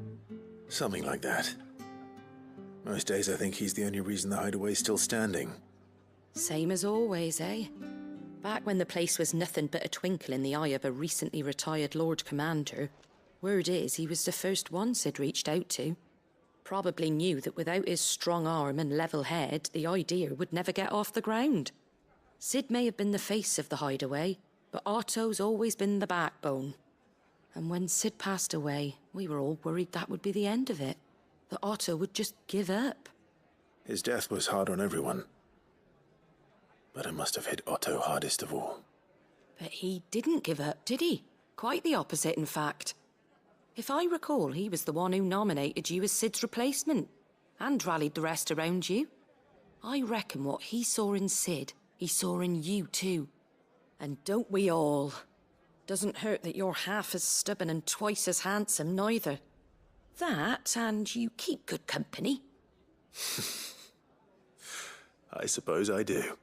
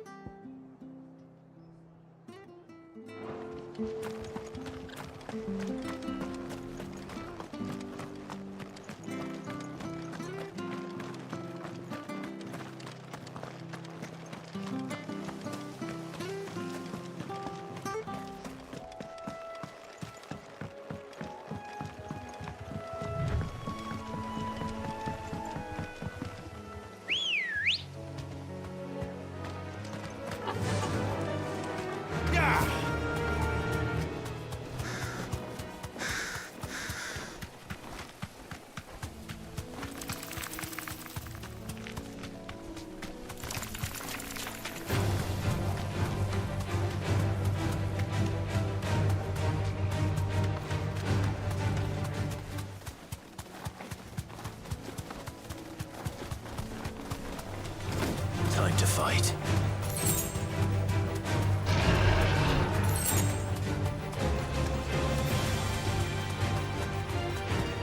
Well, it's certainly quiet. If I were a giant antelope, it would seem like just the place.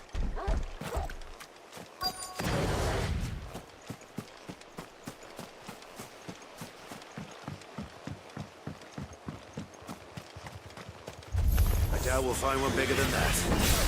You hungry, Torgal?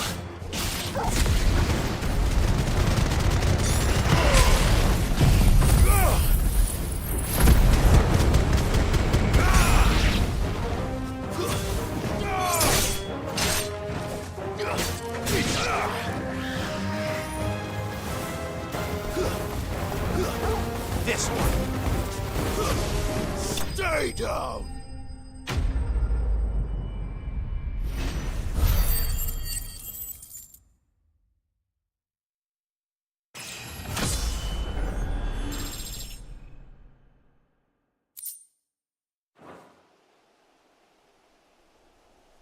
Now,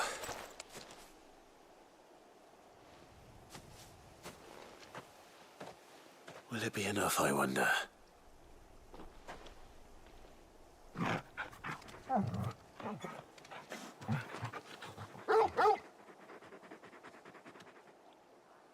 I say that answers my question, which means we owe the lawsmen our thanks.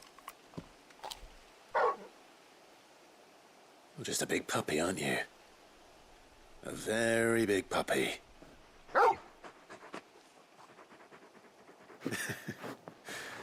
You do know you can take that with you, Torgal. Lady Karen will be relieved to hear you've got your appetite back. Come on, boy.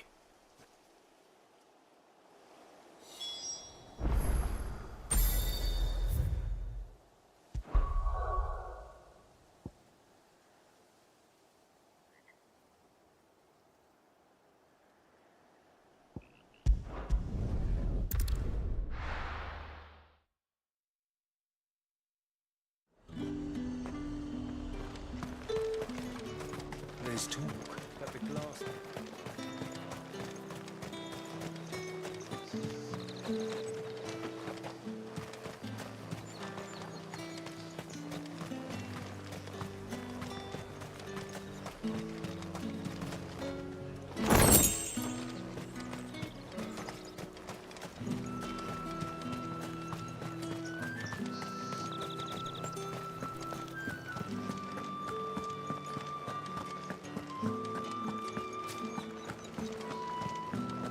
Did you hear? The gates to heaven. I want to see you again. It's all right. What am I going to do without Sweetwater and Olive Talc? Milady, I come bearing gifts. Gifts? Whatever is the occasion.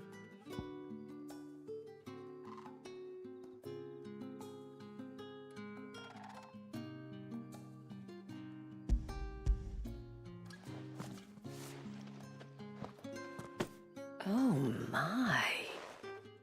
Clive, you really have outdone yourself. Otto asked me to give it to you. To settle the Hideaway's debt with the Veil. And to compensate you for the time it took us to do so. Oh, you disappoint me, Clive. I thought you might finally be warming to me. Tell Otto he can keep his baubles. I tried to tell him as much the first time around. The man owes me nothing, nor does the Hideaway. My contribution to the restoration effort was made freely and willingly. It was the least I could do. You once told me Sid did you a kindness. I'd like to do the same. Please, accept it. For my sake. And for Otto's. For all of us. For all you've done. It is rather fetching, isn't it? Very well. Otto is lucky to have you, Clive. I doubt anything could ever replace his son. But you and the others at the Hideaway are the closest thing he has to family. Otto had a son. Long ago, yes. Sid told me Otto lost him when he was just a boy, and blamed himself for not being able to stop it. I don't know how it happened, whether there was anything he could have done, but it was clear that it weighed heavily on him. I didn't know. How could you have? I doubt anyone did. Besides Sid, I've never met a man more keen to bear his sorrows in stoic silence. An ill habit, given that both have always been surrounded by friends desperate to help them. I'm beginning to see that.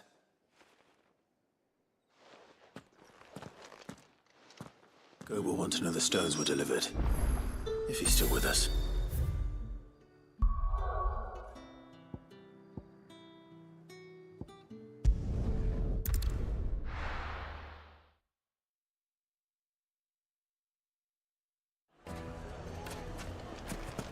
People take notice of wealthy men. Shouldn't be too hard to track down Karen's collector. Gone. The whole Mothercrystal gone. What are we gonna do? Calm yourself. We don't know for sure.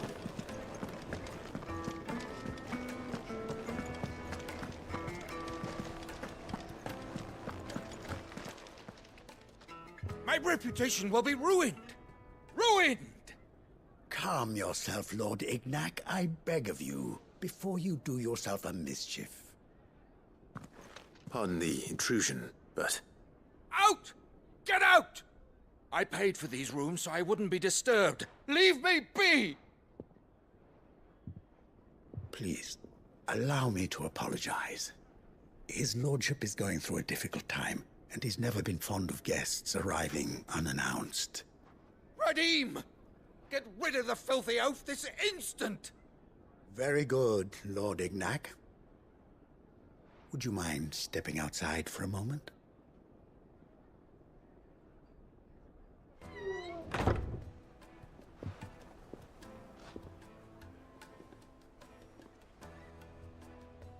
I'm sorry if I've caused you any trouble. That? Oh, no. That's just how his lordship is. Though the morning's events have left him somewhat fractious. He has been dispossessed of his luggage, you see. The thieves also made away with a considerable amount of coin. Coin the innkeeper will soon be keen to collect. I don't suppose a certain blade was among the stolen items. A single-edged sword. It was purchased from a merchant friend of mine.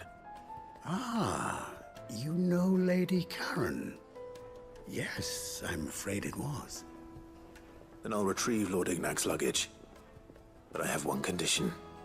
You have but to state it. You are welcome to anything that is within my power to grant. I want an audience with Lord Ignac. A few minutes should be enough. Then I'll be on my way. A condition I would be a fool to refuse. Of course, you shall have your audience. I don't suppose you saw where the thieves went? I did not, no. Though some discreet inquiries made on his lordship's behalf mean that I know where you might find them. The bandit's bed. Every ill-gotten coin in Dalamel is said to pass through that disreputable corner of the Valcroy. And that's where I'm heading. I shall speak to Lord Ignac in your absence, and arrange for an audience upon your triumphant return. That will be very kind of you. Farewell, and best of luck.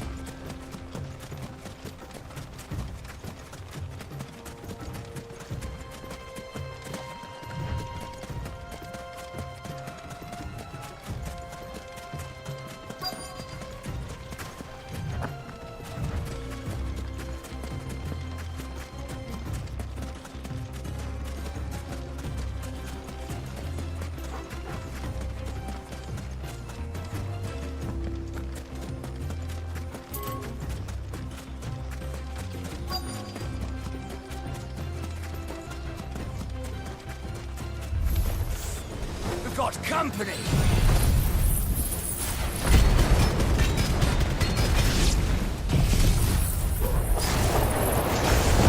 Come on, lads, let's tear the bastard's head off!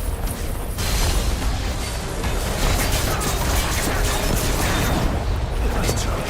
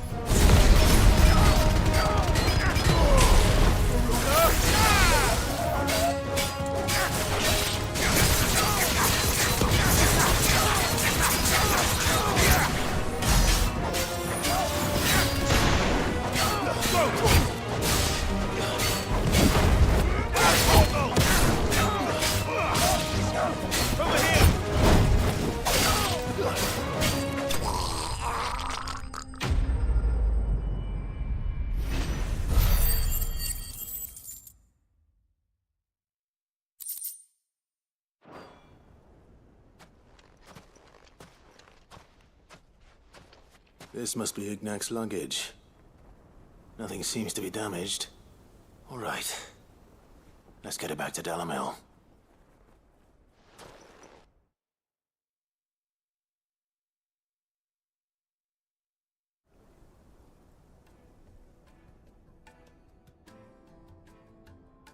I hear I have you to thank for the return of my effects.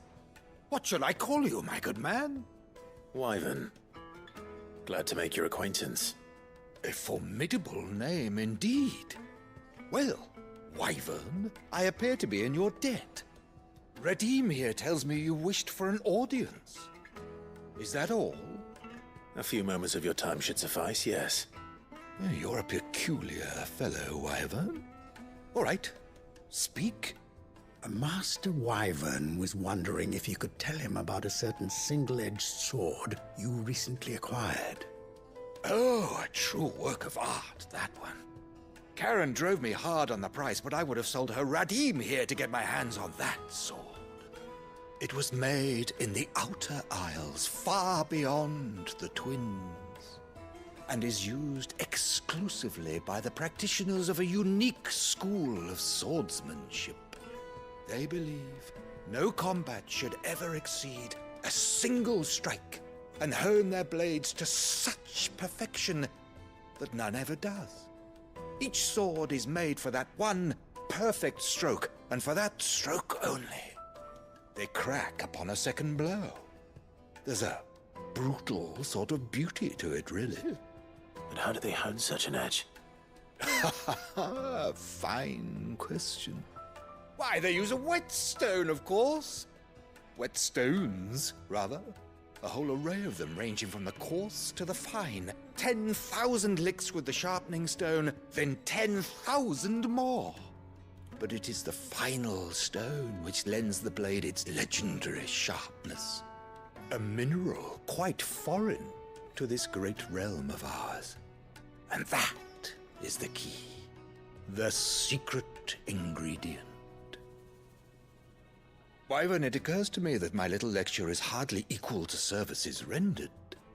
Take this, together with my regards. The very stone of which I spoke, far rarer among collectors than even the blade itself, and a far more fitting payment. Thank you. Pardon the intrusion, my lordship. However, it is long past time we prepared ourselves to depart. So it is. I am locked in bitter competition with a rival collector of curiosities. I am one step ahead of the unscrupulous scoundrel, but he is hard at my heels. Are there many other collectors out there? Too many to count, but only one do I consider my nemesis. Lord Byron Rosfield, and is a perennial thorn in my side. I can imagine. Farewell, Wyvern. May our paths cross again. Radim, we mustn't dawdle.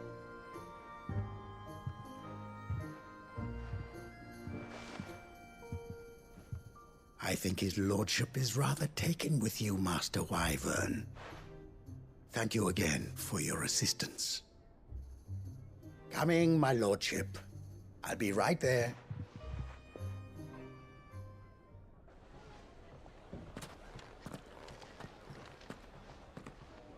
Trust Uncle Byron to find such an interesting rival. Now, let's see what Blackthorn makes of this whetstone, shall we?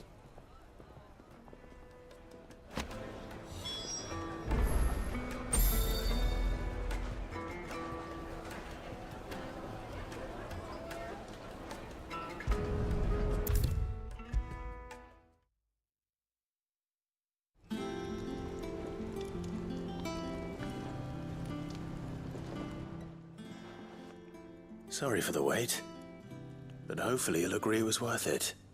You learned something about that sword, then? I did better than that.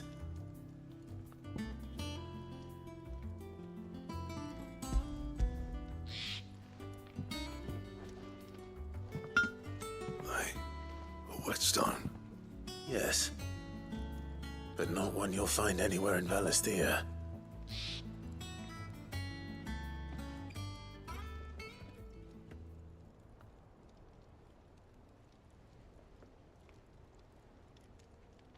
No wonder I couldn't get the same finish on the grinding wheel. One hit and all done, eh? Might not be so bad if all you ever fought were duels. Good luck on the battlefield. Your second opponent would be your last, no matter how good you were. Even so, is there some way it could be used to give the curse breakers an edge? I think so, yeah. With this whetstone and the right kind of steel, I could probably even make a twin of the blade that rattled me. But there'd be no replacing this little rock once I worn it down to a sliver. I reckon we get a dozen swords from it, if that. Swords that the curse breakers wouldn't know how to wield properly, and that would see them through a single fire piece. Nah, no point trying to copy that thing. Be about as much use as a wax anvil. But finishing our blades with a whetstone this fine, now that's something to consider. And what's finer than fallen masonry, eh? Or more hard-wearing, for that matter. Just imagine it. Good Valisthean steel with an edge as sharp as any found in the Outer Isles. I won't make a copy, nah. I'll make something much better. I'm sure the curse breakers will be delighted. Just don't push yourself too hard. Don't you worry about me, sunshine. I've been working day and night since I was half your age, and I'll still be here when you're long gone. Hey, thanks, Clive. I mean it. I owe you one, August too. It's good to know someone's looking out for me. He'll be happy to hear you said that. And I'll see that my debt to you's paid. First new blade I make's got your name on it. You come and find me when you've got the materials. All right. I will.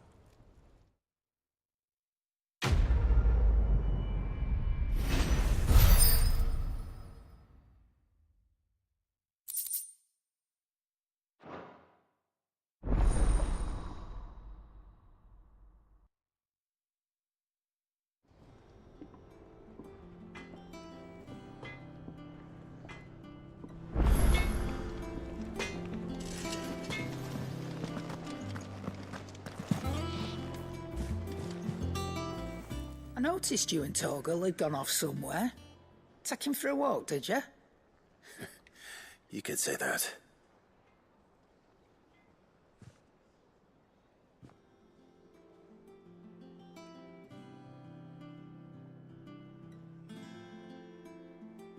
So, Molly's leftovers weren't good enough, eh?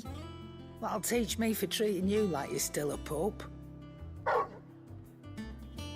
All right, no need to shout. Now we know what you're after, I can see about getting some in. Speaking of which, I brought one for later. Can I leave it with you?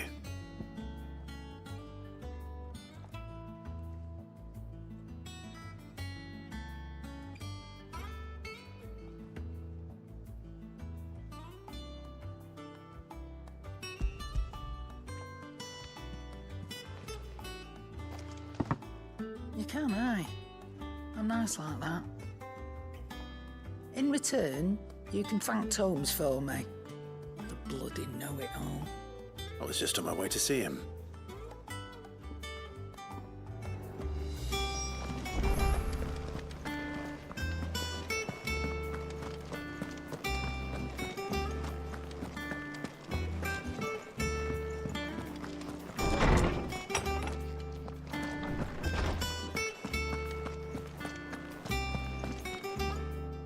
Ah, Clive. Were you able to locate your quarry? We were indeed, Lawsman. You pointed us in exactly the right direction. And Torgal's been a very happy hound ever since. Very good, very good. Lady Karen sends her thanks, by the way, for your part in solving the mystery. Ah. But that reminds me. After your last visit, I found myself pondering Torgal's talents. Do you recall our conversation concerning Lady Jill's role in Torgal's transformation? About how she somehow woke the power within him. Precisely that. A reasonable conclusion, I thought. But one which raised certain questions in my mind. You see, the Fenrir of legend served Shiva and Shiva alone. And while the powers attributed to him are certainly impressive, the records imply they are somewhat different in nature to those you described Torgal as having used. What are you suggesting? That Torgal may be the beneficiary of more than one Icon's power. Consider that in addition to Lady Jill, he has served as a loyal companion to you, your brother, and even the late Cid.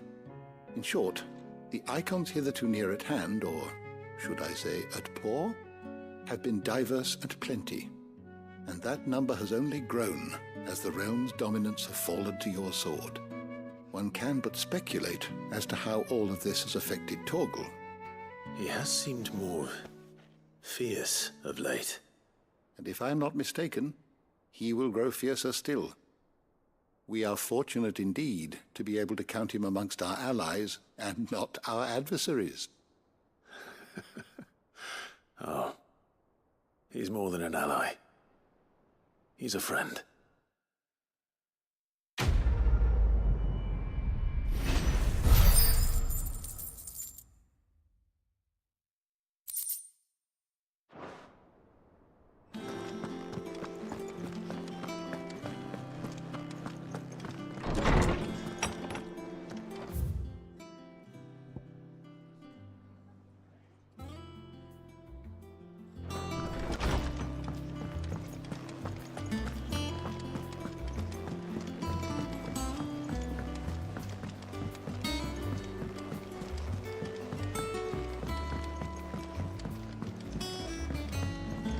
Ned told me she was building a ship.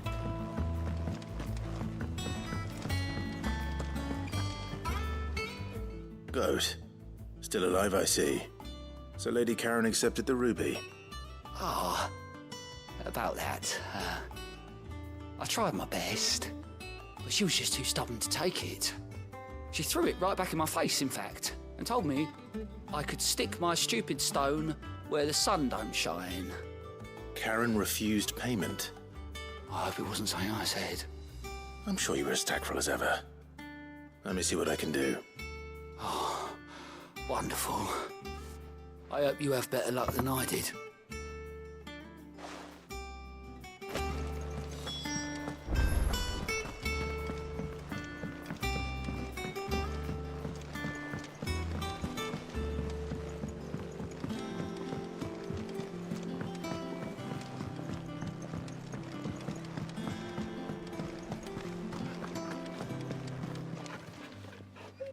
Lady Karen, Goat tells me you weren't happy with our offer. Would you prefer the debt was repaid in coin? What debt? I don't recall lending any of you lot me hard-earned gil. I may have tossed a talent or two in the Hideaway's coffers, but those were donations, and you can hardly call it charity if you go asking for it back. Of course not. But one good turn deserves another. And our circumstances have changed. Surely you wouldn't shun the gratitude of a pauper who happened to have become a prince. Oh, so you're a prince now, are you? Fine. But I'm selling it and taking what I'm owed, then you're getting the rest whether you like it or not.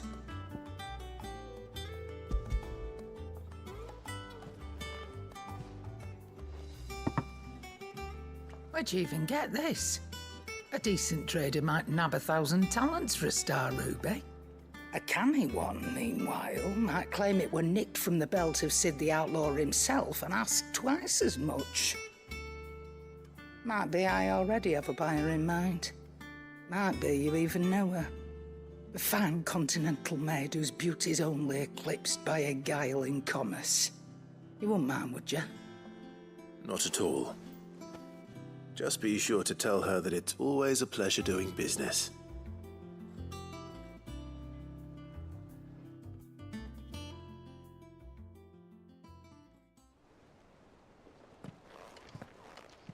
I hear you ended up delivering all 3 stones. Thanks to this lump. I sometimes wonder what I pay you for. Speaking of which, I still haven't been paid last month's wages. Oh, so you remember what's owed to you then? Get your ass beyond that disc of yours and don't get up before those ledges are square. Right away.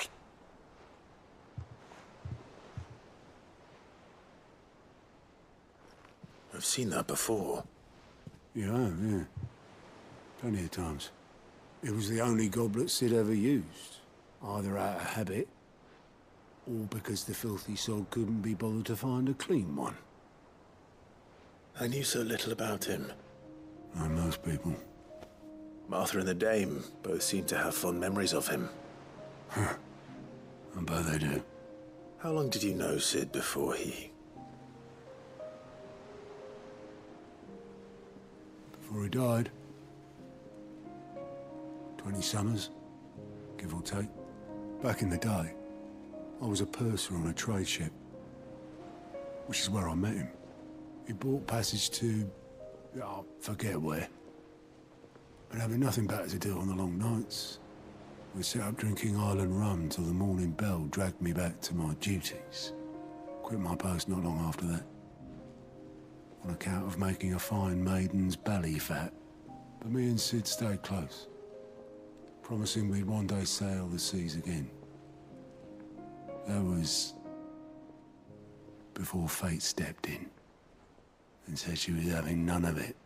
The magic woke inside my son soon after his first name day, and there was no hiding his knack. Couldn't you and your family have... My family were the ones who summoned the constable, wanted the monster taken away. I couldn't turn my back on him, forget what I felt, and I couldn't for the life of me understand how they could. Luckily, Sid was of the same mind as me. It was him who stood beside me when all I wanted was to tear the whole world down. Him who cried for me when I had no tears left of my own. Him who swore he'd do everything he could to stop it from happening again. And he was true to his word, too. Left the Royal Army once and for all. His ranks, his ribbons, gone. Just like that. Threw away everything he had. All to right a wrong that no one else had the courage to face. I knew then I'd follow that man to the ends of the earth.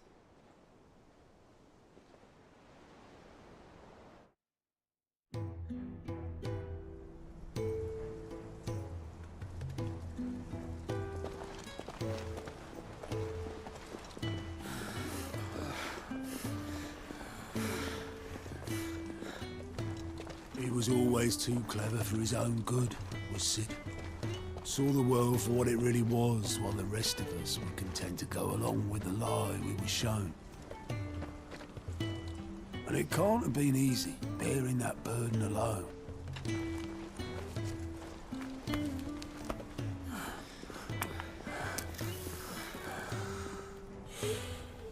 But he didn't let it stop him. He never lost faith in what he believed was right. And that gave us faith in him. Faith he'd steer us true.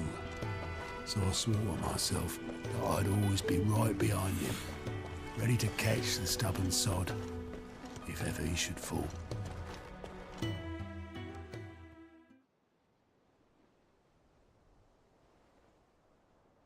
But I couldn't even do that.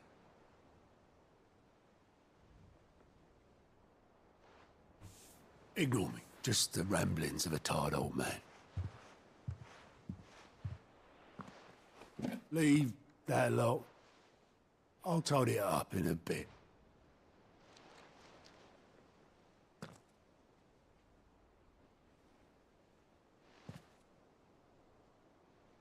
This is Sid's handwriting.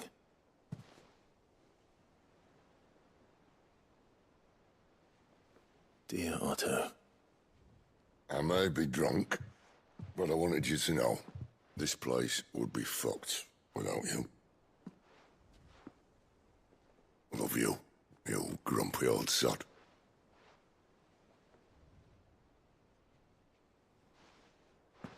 This note, Hmm? What about it? Sid was right. Without you, we'd all be lost.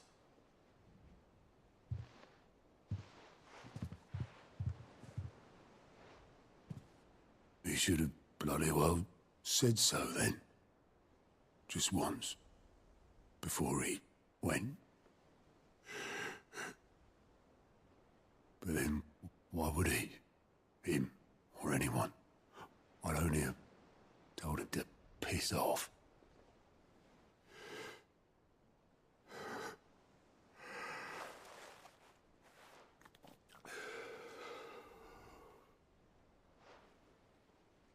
You're wrong, though. Both of you. It was never just me keeping the Hideaway afloat. It was all of us. I just shoved people in the right direction, and I barely seem to be able to do that anymore.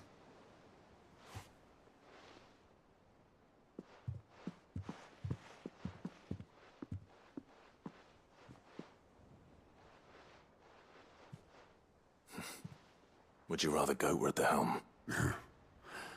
Well, maybe I've got a few more years left in me. I'm going to hold you to that, Otto. Before you go,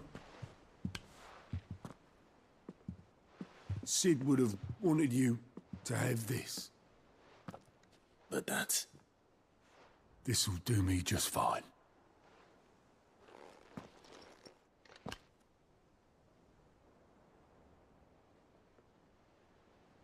Thanks for the ray of sunshine.